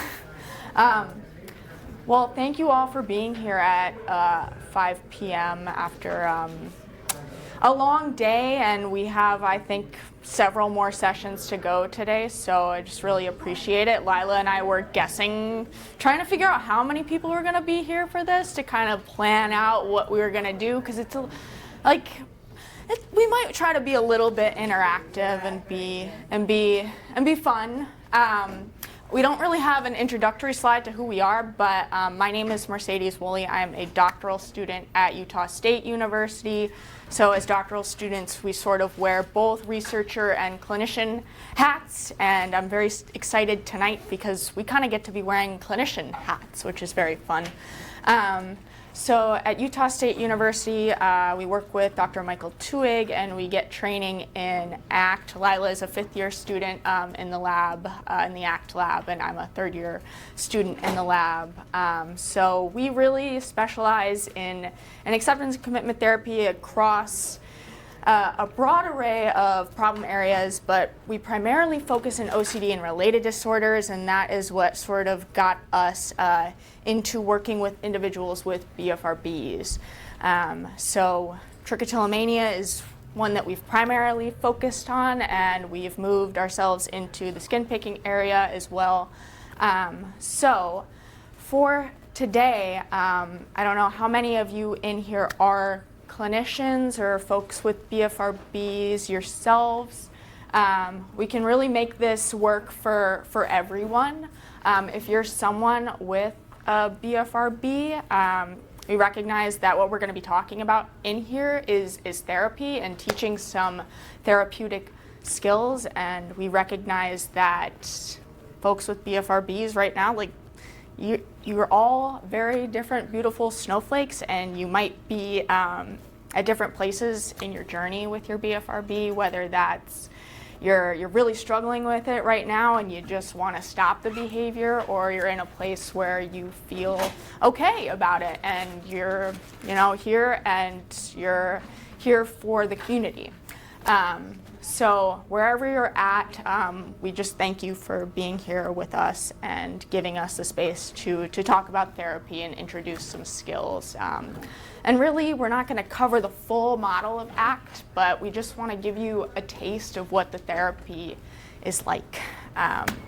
So with that, I'm going to give you a little bit of an overview of where ACT came into the picture for BFRBs. So with trichotillomania specifically, for quite some time, habit reversal training, if anyone has ever heard of that, can you raise your hand? Habit reversal training. Yeah. For the longest time, that was considered the first line treatment for trichotillomania. And so the idea with habit reversal is that we're really giving you some tools to stop the behavior, to stop your pulling, stop your picking, something that you can do to make it harder for you to do that behavior, whether it's making fists, controlling the environment to make it harder for you to pull or pick. So, as we know, BFRBs are much more complex than just having the behavior, just doing the behavior. It comes with a lot of other components. And a lot of those components are really tough, like there's shame involved. And what do we do about those pesky urges to do the behavior? And if you'll bear with us, we really see those urges as something different from the behavior themselves. Like they're internal, they're felt, and they're uncomfy. Just because you feel those urges doesn't mean you always pull or pick or do your BFRB or do your behavior. So ACT sort of recognized that I think it was sometime in the 2000s, the ACT research world, particularly our advisor, Mike Tuig, and he was like, well, what do we do about these extra components of the BFRBs that aren't easily addressed by habit reversal alone? What do we do when habit reversal helps you stop the behavior, but you still have those urges, and you still feel stuck, and you still feel frustrated? So that is where ACT comes into the picture, and it has combined with habit reversal to form this model that we call ACT Enhanced Behavior Therapy, or ABT. And it's the model that Lila and I use with our clients. So just to give you an overview of what ACT is, and it's more complex than what I'm going to tell you, but it's about getting a taste of what acceptance and commitment therapy is. So the idea is that we're helping folks develop psychological flexibility. And what that means is helping to build some skills to have difficult thoughts and feelings and let them be there without letting them push you around and dictate how you should be living your life. So it involves 6 core components. The first is acceptance, so accepting difficult thoughts and feelings and even urges for what they are, and not letting them sort of push you around. So one way that we do that is through diffusion, or really getting distance from difficult thoughts and emotions, and again, seeing those things for what they are, which is really difficult thoughts and feelings and internal experiences that you are having. Another process is contact with the present moment, so really being able to connect with yourself in the present moment, in the context around you and your environment, so that you can sort of connect with your valued actions. So values is what I'm going to start out with today, because that is kind of the more fun part of ACT. To me, it really sets ACT out as sort of this therapy that it really helps it to become kind of a way of life where you're guided by your values. And I don't know if you want to change. We have like a values slide. I don't know. Yeah. Oh, yeah. Oh, yeah. Values. Yeah. Okay. Oh, I liked your slides here. I didn't even realize that we had more context than other than just values. Cool.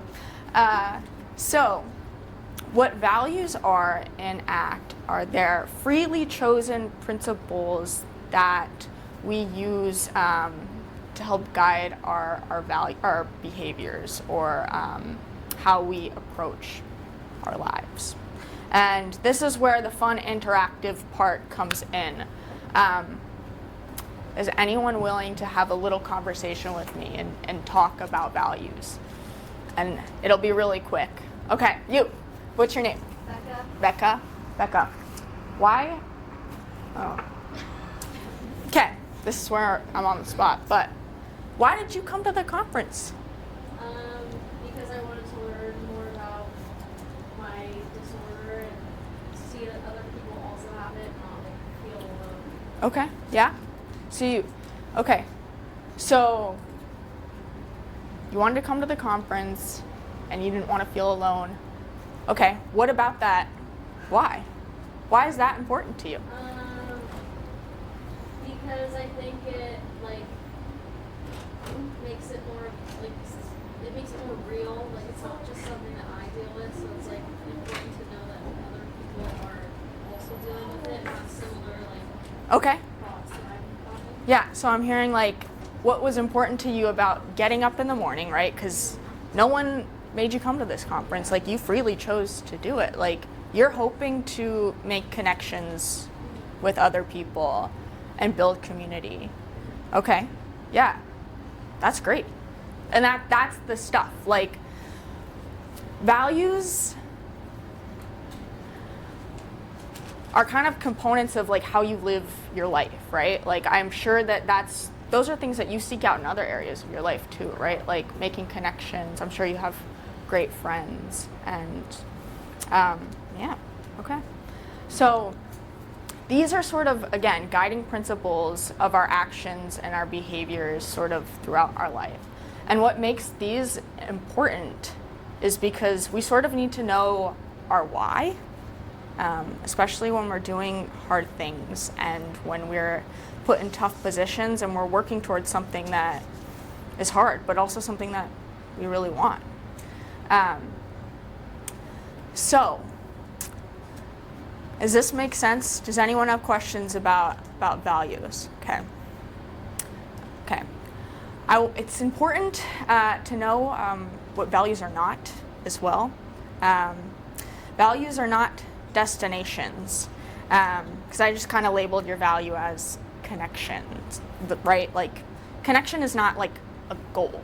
It's not an endpoint. It's something that you continuously get to do. It continuously drives you. So, is anyone a parent? Is anyone? Oh, you're a parent? Okay. All right. How old's your kid? Or how old are your kids? 21, a week from 18,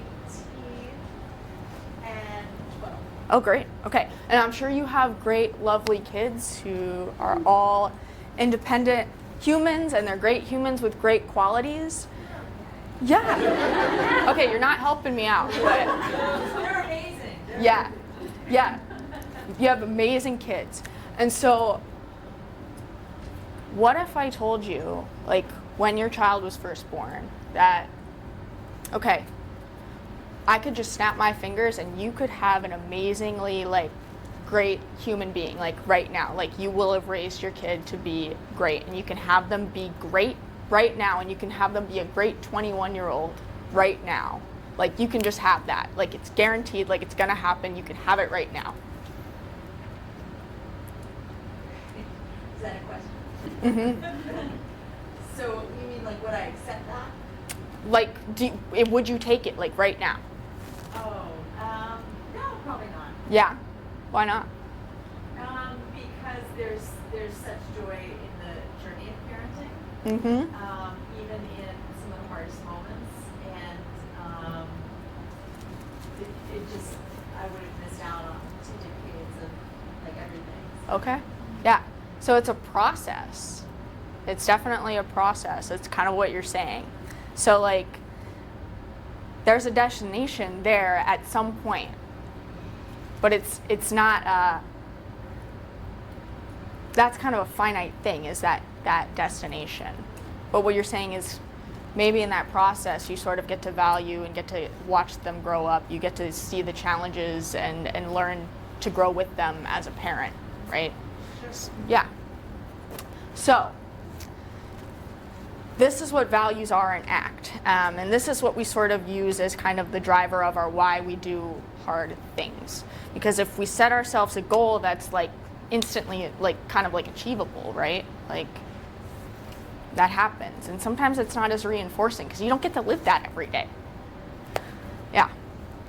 I had a client who she was a teenager, middle school age and approaching high school, and she pulled her eyelashes, and at that point, at the beginning of therapy, I sort of like asked, you know,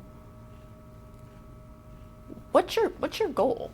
Like, what's your goal for the end of therapy? Like, what do you want? Like, and, you know, she kind of wanted the obvious thing, which was like, I want to have eyelashes. And I'm like, okay, why? Why do you want eyelashes? And she said, well, I want to go to school. I'm like, you want to go to school? Like, and at this point she was staying at home. She was homeschooled because she couldn't go to school because her BFRB was too invasive. It was too in the way. So I said, well, why do you want to go to school? And she's like, because I want to be with my friends. I want to have a high school experience. I want to live my life. Like, I go, okay. So that's what you want. Like, those are your values. Like, we kind of just like define that for you. So it's more than just having eyelashes. So if anyone's worked with someone with a BFRB, or if you lived with one, has that BFRB ever got in the way of you living your values, like, day to day? Yeah. So for this little girl, you know, I wish I could have just said, you know, like, okay, forget the trichotillomania, just go to school. It's not that easy. And so kind of the crux of ACT is to help folks sort of live out these like important aspects of their life, to connect back with life, to connect with what's important. But it's not that easy, and there's other skills that go into it as well. And we're going to work our way a little bit around the hexaflex. Lila's going to talk about a couple other skills that we see as having been helpful for folks with BFRBs. Again, it's not the full model, but I'm going to hand it over to you, and I'll maybe be back, but we'll see. Oh, yes, please do it. Okay. How we doing? Yeah, you need to stand up. Shake it out a little. I just got to pace around, so. Okay, I'm gonna steal the thingy too. Mercedes. Can they have that? Thank you. Thanks. All right, y'all. So we've talked about values as being these things, these important aspects of kind of what's important to us in our life, right? What are the things that are most meaningful to us? What are the things that we're working towards? Is this opportunity to reconnect with something that's important to you in treatment, so that your BFRB or the behavior itself isn't preventing you from being the person that you want to be or living your life the way you want to be living it, like going to school, for example, connecting with people, feeling validated by being part of a community of people that are experiencing the thing that, or something similar to what you're experiencing. And what Mercedes was just getting at the end there is that, okay, great, I love that I'm able to connect with other people, but sometimes the urge or the shame, the stigma, the anxiety, the distress makes it really hard to then get up and say, oh, it's fine. I'm just going to go do the things that are important to me, right? Because there's so much more to it. And that's why AABT is so helpful, because we're saying the behavior is part of it. This other stuff is part of it, and we need to address all of it so that you can live the life that you want to be living, and you can be engaging in things that are important to you. So at the beginning, Mercedes showed you that really complex looking diagram. We call it the hexaflex. And one of the first things that she noted was acceptance. And we call it acceptance on the hexaflex, but I actually don't typically use that language. I typically use terms like openness or willingness. And the reason why is because acceptance can often be construed as like, oh, whatever, like just deal with it, like go along. And that's really not what we're getting at. What we're getting at is, can we carry along the distress in service of living these things that are important to us, in service of being the person that you want to be, the parent that you want to be, connected in a community, right? So that's what we're about to get into, is this idea of openness. So I wrote up here, what is willingness or openness, and I'm actually not going to talk about that yet. Instead, I'm going to go into a little experiment with y'all. So for a minute with me, as a group, if we can kind of brainstorm. So let's imagine that that you are about to move, okay? You're about to move to a new town, away from the people that are really important to you. Maybe it's your family, your friends, you've lived there your whole life. It's like this is home, and you're moving for something. And you're like, okay, well, you know what, last hurrah, I'm gonna throw a big party with all of these people that are really important to me, okay? All of the people in my life, whether it's family, friends, neighbors, community members, I just want all these people that are important to me to come to this party so that I can spend time with them before I move, okay? And so you invite all your friends, your neighbors, your family, and you say, you know what, I want this to just be like everyone. So you invite people too, okay? So it's not just family and friends that you've invited, it's other people, okay? Other people's friends and family that they're inviting to your party. And the day of the party arrives, and you're super excited, you got everything ready, the house is ready, and people start arriving. Doorbell's ringing, people are coming in, it's going so well. Okay, you're super excited, you're really enjoying the time with these people that you're seeing that you haven't maybe seen in a little bit, or you're reconnecting with, and then the doorbell rings and this person, whoa, wish they hadn't come. Like, this is not the person you wanted to see today. And they're here. And they come in and they start interacting. They're really rude. Okay, they're being rude with all of your guests. They're like heckling people. They're like getting, I don't know, maybe they're getting a little drunk. Maybe they're overindulging in something, but they're being rude. Okay, how do you respond? What do people think they would do in that situation? This guest is being, you didn't want them there. They're kind of ruining the party. What do you do? What do people think? Yeah. I'll find the person who invited them and ask them to take them. Okay. Okay. Yeah. Take them back. Get rid of them. Yeah. So you're gonna go and find the person that said, you know what, you should come, and I'm gonna like ask them politely, can you take them out, right? And have them leave. Okay. That's one option. What are other people? Yeah. Go ahead. I'd say what I wish I would do, but what I would actually do probably is like veer myself really far away from them and try to pretend like they're not there. Yeah, so ignore them, right? Like, you're not here, I don't see you. Yeah, okay. So we've got asking them to, or getting the person that invited them and asking them to leave, ignoring that they're there. Okay, yeah, go ahead. I'd probably engage in the party, but also keep ruminating in my mind about how annoying Yes.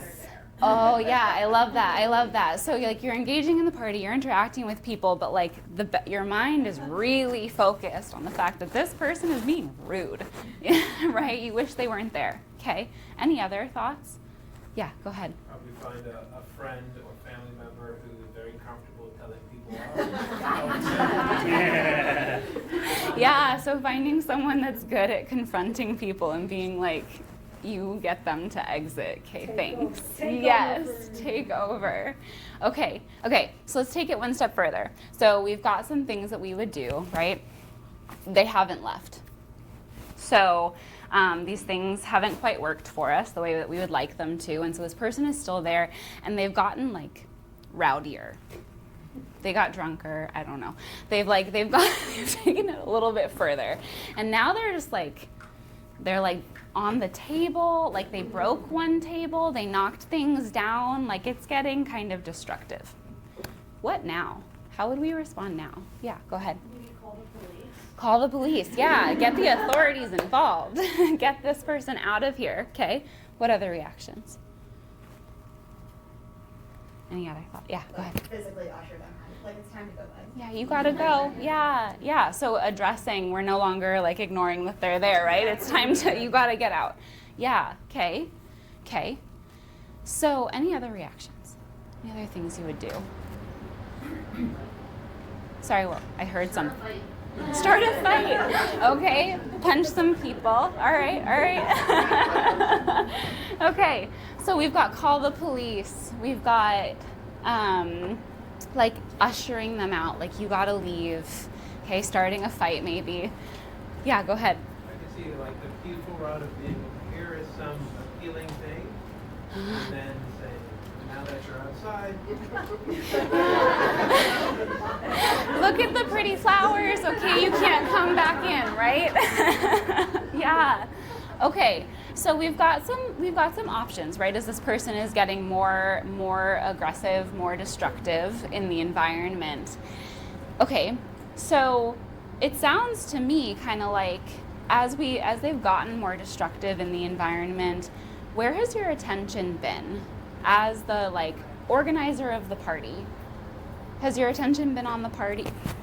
I hit into something. No, your attention is not. Yeah, it's been focused on this person and the fact that they need to leave, which really wasn't the purpose of the party, right? The purpose of the party was to connect with your loved ones, right, before you're leaving. And you've been focused on getting this person out of here, maybe in some comical ways, you know? At least it's comical from this perspective of like, I'm not at this party with this person that's breaking things, right? But ultimately, our attention hasn't been on the thing that's important. It's been on this person. So what might be, this is kind of what we're getting at, is this idea that when we're fighting with something, when we're fighting with the guest, we aren't connected with the things that are important to us. We are connected with the fact that that thing has to go. That thing is unacceptable.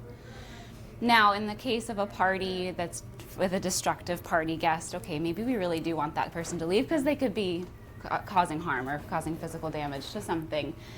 How do you imagine this might be related to an urge or to a BFRB? What comes to mind? Yeah, go ahead. And it's basically the same. It's like when you fight with the urge, it's bigger and bigger and bigger and bigger. Yeah. And you can't take it anymore, and you explode and call the police or your hands to the police. Right. Yeah. What I love about what you just said, and that I really want to highlight, is that the behavior is the police. The behavior is an option for trying to get rid of the urge, whether it's to pull or to pick or to bite, right? It is an option for getting rid of, but does it always get rid of that urge? No. Right. I don't know who said that, but no, it doesn't always. And oftentimes it snowballs, right? Just like the party guest didn't leave that first time, the urge doesn't always leave. And sometimes it just gets rowdier, drunker, starts breaking things, right? So what if we imagined our urges are like pop-up ads? What does that mean to people? Urges are like pop-up ads. Yeah. It's like junk mail. It's like junk mail. Tell me more. Long, long ago, when you opened your mailbox, you would get junk mail trying to sell you, a new frying pan or that dress you've been looking at. Now it's just constantly in your newsfeed on your phone and your, whatever. And they're constant. They constantly bombard you. And I would say, as it takes effort to be like, oh no, not going to deal with that. No, I'm not going to click you. I'm not going to fall for the clickbait. Yes, like clickbait. I like that. What else? Yeah, go ahead. It interrupts what else you're trying to do. Mm-hmm. It inserts itself in front of what you're actually doing. Yeah. Yes. And how do you react when it I love that language. So it inserts itself in front of you. So it's like right here. Holy smokes. I can't see anything else because it's right here, right? How does it feel when it's right in front of you? I kind of hear frustration. Like, oh, come on, again, right? Yeah. But it's also a little bit addictive. You don't want to see it, but it's there. But it's there. And then it's there again. Yeah. You're not interested, but man, it's hard. And it's hard not to engage with it. Yeah, go ahead. I have a little bit of a different experience. Okay. For me, usually my hair pulling comes when I have a deadline and I have to focus and I have two choices. I can stop and breathe through the urge and deal with my feelings and go for a walk, or I can pull and get my work done. And that's my problem. Yeah, so the pulling in that case lets you work. Yep. Which in some cases works. Every time. Every time it works, yeah. Okay, so every time it works. Oh, it's kind of good, but I still get to work. Yeah. So there's the consequence, but ultimately it gets you to the point of being able to do the job that you want to be doing, the task that you want to be doing. What do other people experience? Is there times when pulling or picking works and times when it doesn't to get rid of the urge? Yeah, I'm seeing some nods. Yeah, go ahead. Sometimes it'll be like, okay, there's one more. And then sometimes it is one more. And sometimes it's not. Yeah. So sometimes that works. Go ahead. I really like to think about, for example, if you have a deadline and you start feeling hopeless, or you have these pop-up ads, no? So there's a thought that comes that there's nothing I can do. And you are fighting because there's nothing you can do because you have to deliver the deadline, or capitalism is like that. You have to have the pop-up ads. Yeah. But suddenly, because I also study suicide, there's another thought that it's, oh yes, I can do something that I really like, that is super pleasurable, I will not fight capitalism, or I will do what I really like. So you are like in that conflict in which you are trying to fight if it is that you are really hopeless or not, but you get confused. But because you lose perspective, no? Yeah. So it's taken you, kind of what I'm hearing is like, it's like it becomes a battle of, do I pull? Do I engage with the pop-up ad? Do I pick, right? Do I do the thing that I'm supposed to be doing, whatever it might be, on the computer, because now there's this pop-up, right? This pop-up ad. And a lot of times it feels like the easiest option is to pull or to pick, right? And that closes the pop-up ad and you can move on, right?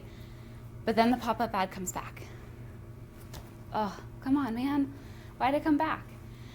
So sometimes what can be helpful, and the way that I like to think about this is like, okay, the pop-up ad is there, and maybe I just click on the screen behind it for a second and see what happens. What does that mean to people?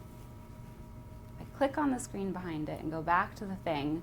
I didn't close the pop-up ad. I didn't address the urge. You let it pass. I let it pass. Yeah. And I say that, and that's a whole lot easier said than done, right? That's a whole lot easier said than done. And it takes practice. And the pop-up ad might move to the front of the screen again. Oh, okay. I can click again. I can click on that screen again and notice that the pop-up ad is there. And again, this might resonate for some, this might not resonate for others, and I want to name that because this isn't like everything works for everyone. But it's an idea, right? So what if we interacted with urges like a pop-up ad? I don't have to do the behavior, and sometimes you're going to, right? But sometimes when you're engaging with the pop-up ad more and more, it snowballs, and then like 15 pop-up ads come up at the same time, and that's really overwhelming because now the whole screen is covered in pop-up ads, right? So thinking about it as a pop-up ad isn't, you don't have to click the X, you don't have to click on the ad, right? You don't have to engage with it. And one of the ways that we talk about doing that, because again, it's easier said than done, is viewing our thoughts as thoughts or urges as urges. Before I move into this, do people have questions? Concerns? We're okay? Okay. So this idea, we're coming back to the hexaflex, that complicated graph at the beginning, that complicated diagram. This is getting at cognitive diffusion. And so what we're doing here is noticing how our minds tend to give meaning to urges, thoughts, internal experiences, even if they don't necessarily have to have meaning. So let's imagine, Mercedes and I were talking about this on the train the other day, and so let's imagine, so you're swallowing, right? Swallowing happens constantly, right? Like I've probably swallowed 1,000 times I don't actually know how many times I've swallowed. I just made that number up. I'm sorry. But okay, we're swallowing, right? We're constantly swallowing. We're constantly moving spit around our mouths. And I know this is, and it's helpful, That's right? what we're supposed to do. Right. Spit's helpful. Spit. How funny. Yeah, okay, so we've talked about jumping on tables and breaking things, and now we're talking about spit. Okay, so spit's helpful, right? It helps us break down food, right? It's an important thing for our bodies to do. Without spit, there's a lot of problems that come up, like medical problems that come up, right? So spit is a really important thing, and we're constantly swallowing spit and moving spit around and chewing and doing all kinds of things. Okay, now, when I talk about spit, maybe there's like a ew kind of reaction, but ultimately we're like, okay, yeah, spit's helpful, that's a good thing, right? Okay, I'm swallowing, that's fine, I'm okay with that. Now let's imagine that I give you a gallon jug full of spit, and I say, okay, I want you to drink it. Beautiful. Okay, so all of a sudden, the context, the meaning that we gave spit changed. Because now I'm saying drink the spit. Your spit is your own spit, but still ew, right? Still kind of like, oh. It didn't really change it. So Spit is disgusting. Spit is disgusting now because the context of it changed, because you're drinking it versus swallowing the thing that's coming up in your mouth to help you digest the food or break down the food or whatever it is that spit does, because I don't know, I don't actually know, but I'm not a spit doctor, but I know that spit's important, okay? So all of a sudden our mind said gross, that's bad. I labeled that thing as a bad thing because it was in a jug and I had to drink a gallon of spit, even though all day I'm swallowing spit and that's fine. Who cares, right? So context makes a difference for us as humans, and that's really interesting, right? And so context is the same thing for internal experiences. And the context that we give something changes how we feel about it. So an urge might come up to go eat. That's fine, right? But a different type of urge has a different context and a different reaction to it, right? Does that make sense? How are we feeling about that? Is that kind of clicking? Like context means something. Our minds are giving things meaning in different contexts, even though maybe they don't need to have different meaning, right? Maybe it doesn't have to be labeled as good or bad. So I want to try a little experiment. I want us to try non-judgmentally describing something in this environment. So for an example, and then I'm going to ask someone in the audience to do it. As an example, I'm going to describe my water bottle, and I could describe it as like bent and dented and old, and maybe I shouldn't have brought this one because, right, like I should have brought a nicer water bottle to the conference. Or I could describe this non-judgmentally and tell you about it, right? So it's this sort of salmon pink. It has stickers on it. There's a screw top that's black that you can open, and there's water in it. It helps hydrate me. Right? It has stickers of different types from different places. There's some that are like university related. There's some that's related to Orange Theory. Little plug, I love Orange Theory. I don't get any money from Orange Theory, I promise. So describing this thing in front of me non-judgmentally means that I'm giving you kind of information about it that has nothing to do with how I feel about it, although I love this water bottle. This water bottle means a lot. Okay, would someone else be willing to describe something in this room? It could be the blinds, it could be the wall, I don't know. Something of yours. Would someone be willing to non-judgmentally describe? Yeah, go ahead. Let's see. Using either positive or negative words to go. I'm going to describe what appears to be a bag.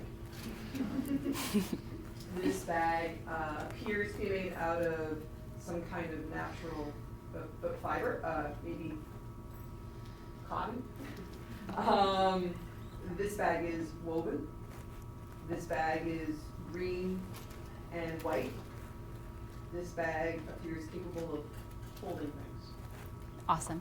That was great. Thank you. I appreciate that. So, yes, thank you. So we're able to kind of describe this thing that's in front of you, and you're able to tell me about it, right, without giving it judgments. Without saying good, bad, ugly, pretty, my favorite, right? It just is. These are facts about it. So what would it be like if we turned that into an internal experience and described that? Maybe a little bit harder.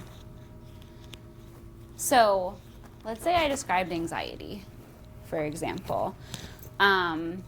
As I was walking down here, we had like gone upstairs and to get my computer and my little adapter. And as I was walking down, this feeling showed up. which is so funny. It shows up and it's like a welling, right? So I could talk about this feeling, this welling feeling, as bad. I don't like it. I wish it wouldn't show up. It's really annoying. It shows up every time. Why can't I just get over presentation anxiety, right? So I could talk about it like that. Or I could kind of shift. And I could say, that feeling showed up again. This must be really important to me. This feeling is a welling feeling. This feeling is in my stomach. And it sort of feels like a balloon that's expanding upward into my chest. This feeling is warm. I get the hair on my arms start to stand up a little bit. Right? So I'm describing an internal experience non-judgmentally. And all of a sudden, someone noted earlier curiosity, the term curiosity. And I think that that's a really key component of describing an internal experience non-judgmentally. I'm being curious about the feeling. What does the feeling look like, feel like? What's the sensations of it, rather than saying good, bad, negative, harmful. So would someone else be willing to describe an internal experience? It could be an urge to do a BFRB. It could be a different experience. Maybe it's your experience of anxiety or distress. Would anyone be willing to give that a try? It could even be happiness, a positive emotion. Sure, thank you. I'll go a second out of noise. This just happened to me, so I'm going to relay it. I really want to eat a cookie. Fudge! I'm going to my third cookie today in the last 40 minutes. Okay, so what's the feeling? It's actually not in my stomach. The feeling is in my upper body. It's almost like it's tingly. It feels like it's welling up, like in another lifetime it could be like almost nausea. And there's a tension to it. And it's, can I say uncomfortable? Is that judging? I think you can talk about it as uncomfortable. Yeah. I'm trying to use non-general words. It's annoying. And what's that? It's a wave. It's a volcano. It's a cookie-wanting volcano that will erupt with my hand going into the, and it's propelling me forward. So there you go. Awesome. I just want to, thank you. I want to give you snaps. Thank you for participating and being so open. I know it's hard to talk about internal experiences in front of a group of people, so I really appreciate that. And so what I wonder, like, what are people's reactions, or even for you, what was it like to describe the cookie wanting experience that way? The cookie urges come from the same place in me as my trichomania urges. Okay. And so for me, they're very similar. related. Everybody's unique. It was maybe hopeful. I'd like to try it in the moment to see if that would help me connect with the underlying feeling. Because when I connect to my underlying feelings, then usually the urge to cookie goes away. Not always, but often. So it was a stretch, but like in a good way, like yoga stretch. Yeah, I love that. So it's this opportunity to view this feeling not as negative, not as bad, not as, oh my gosh, I'm having it, I want another cookie, I want another bite of chocolate, I want another brownie, right? It's just this thing that's happening in your body, and you're describing it. So noticing it with curiosity rather than immediately going to what we normally would do as humans, right? Our normal drive is to say, bad. Another cookie, bad. Right? An urge, bad. Anxiety, bad. They're feelings. Can we notice them that way? And does that change them? Does that somehow change this context? Spit from saliva, right, versus drinking a gallon of spit. How are they related, right? Can we notice urges in the same way and describe them in the same way And how does that change the power that they have to then have us engage in the behavior? Does that allow us to be more open, right, to the experience that's there so that we can connect with our values? What do we think? I think yeah. it can be done, but it's hard work. Yeah. Thank That's what I you. think. Yes, it is hard work. It is practice. Absolutely. I don't think practice makes perfect. And even then, right? Yes. I mean, I can think of so many times where I was like, okay, today I'm gonna go to yoga. I really was like, I'm gonna go to yoga today. And then I was like, no, I am not, right? And I really wish that I had, right? So then there's that like, oh man, come on, Lila, why didn't you go to yoga, right? So there's a lot of stuff that then comes with that. But if I can say, you know what, all right, like that happened. I didn't go to yoga today. I've had a commitment to myself. Sorry, I should give you more context. I've had a commitment to myself to attend yoga 3 times a week. And so then when I saw that there was yoga on the conference schedule, I was like, perfect. I get to make up for the fact that I could go tomorrow. Yes, I have another opportunity, right? It doesn't mean that I failed. It means that today I didn't go to yoga. Tomorrow I could try. I could go again. So there will be times where, yeah, last week I did go to yoga 3 times. This week, no, I haven't. And I will go again tomorrow. I will try again next week, right? So it won't go perfectly every time is what I'm getting at. And that is all okay because it's all a practice. It's all about being psychologically flexible, as Mercedes talked about at the beginning, to be able to say, all right, this time didn't go quite the way that I wanted it to. I will try again.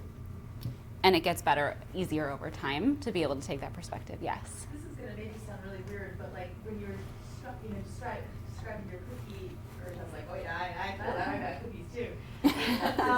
But then to hear, to describe it neutrally, even for me as a secondary external person hearing the experience, I almost felt like relieved. It sort of de-emotionalizes it, right? Just like you described, and you're going to feel bad about yourself because you didn't follow your goal and you didn't do the yoga and you said you would, and then we have this game in our heads where we start getting down this path. So I can just, I can understand on some level with an urge, neutralizing it, it kind of deflates the balloon a little bit. I mean, that's what it felt like hearing it. It's like, oh yeah, okay, we don't have, I can, okay, it's just a cookie. Ride the cookie volcano. Yeah. Thank you for noticing or for sharing that kind of experience. And I think that's exactly what we were talking about earlier with this like snowballing that can happen when we were talking about the unwanted party guest. The urge can snowball, like the pop-up ads filling the entire screen, right? It takes up all this space if we're constantly trying to fight with it. But non-judgmentally describing is sort of like, like I addressed it. It's like the kid tugging at your pants, right? If I can say, okay, like I'm in the middle, I'm doing this thing, noticing the kid tugging at your pants, but not necessarily having to listen to exactly what they're saying in that exact moment, right? And then you tug some more. And then they'll tug some more. They might tug some more, right? They might tug some more. And it might be really compelling, right? Or like it might be like tugging you to be like, okay, fine, like what do you need, right? What do you want? Or I could say, okay, I'm doing something that's important to me. I can notice you and then attend back to what's important in this moment. Yes. I love everything you're saying. Another fact to throw in. Okay. So we've been working all day. We're going to a conference all day, which started at 7:30, 8 o'clock in the morning, and now it's nearly 6. You're exhausted. And this is tugging at you. Yes. We're eating the cookie. Right? We're eating the cookie. Address that a little bit. Yeah. Your defenses are down. Yeah. Yes. Because And we're not always even killed. Yes. It's easier, and it is all practice. Mhm. And I like to say, if 80% of the time we feel 80% good, that's a win. It doesn't have to be 100% all the time. Well, it's almost 6 o'clock now, I'm exhausted. Yes. That would be kind of. Yeah, absolutely. So I'm curious, I have thoughts, but I'm curious about what you imagine could be helpful, because I think it's going to be different. It's going to be person specific. But I imagine maybe there's some similarities for people in terms of like, okay, what could I do in those moments? Maybe it's self-compassion. I don't know. I don't want to, I'm going to let y'all speak before I do. Well, Yeah. They get it, so I could say to myself, and I think about it not as a kid tugging at my pants, but as a really bad roommate with no filter. Right? So maybe I say to the really bad roommate with no filter, or to myself, I'm exhausted right now. I'm being entertained, I'm exhausted. So it makes sense that that roommate is really pissing me off. Yes, I love that. I love that. Yeah, so the comment was maybe instead of the kid tugging at your pants, it's more like the roommate that has no filter. And right now, maybe in this moment, it's you know what, I'm really exhausted. No wonder the roommate with no filter is really pissing me off, or is really getting to me in this moment. Yeah, I really love that. Thank you. What other thoughts do people have about this in this moment, I'm exhausted, my defenses are down, it's way harder to try something completely different. What do we think? Yeah. My answer is not in a BFRB context, but it's just a general, my own personal human nature context, is that I'll use the example of like you with yoga, like I always feel better when I exercise, but if it gets to 6 o'clock and it's the end of the day, I'm like, what is that? Like, I don't want to do that now at all. But if I have a plan ahead of time, if I have like a little plan, it can help me stick to it. And I'll say, you know what? Okay, you don't have to do your usual 45 minutes of this and 20 minutes of that. Just do like 10 minutes on the treadmill and see what happens. And if I kind of make a little internal deal with myself. And usually, even if it's 10 minutes only, I usually feel better, but often once I get over the hump but I had the plan ahead of us, kind of my little emergency plan. Then once I'm started, I'm like, okay, I actually feel so much better now, and I'm going to continue. So I don't know if that would help in the BFRB context, to have like a stopgap plan. Yeah, and maybe it's that in that context, like similarly of, okay, maybe this moment didn't go, I feel like I'm not responding the way I would like to, or the way that we just talked about, right? I'm having a hard time being open to this experience, and that's okay. And this is what this can look like to be compassionate to myself in this moment, or that's what this can look like to keep moving forward, or seeing this next moment as another opportunity to try something different, and I'm exhausted and it's okay. Naming the fact that you're exhausted. It's the annoying roommate. Yeah, go ahead.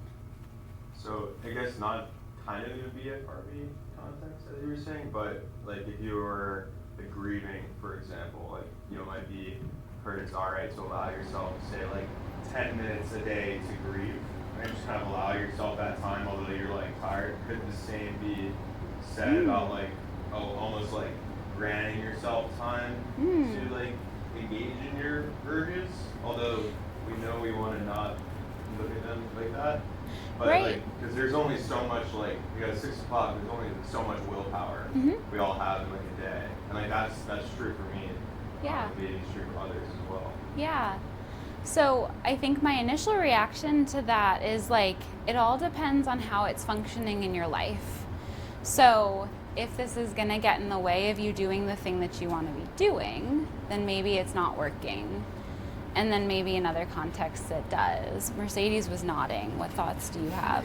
I mean, it goes back to how idiosyncratic each one of us is, and what our goal with our BFRB is. Like, it's a, like, there, like if we're thinking about things and not adding judgmental context to it, like, maybe it's okay to pull. Maybe it's okay to do your BFRB. And how we conceptualize the problem from an ACT perspective is we just hope that you can connect with the meaningful components of your life.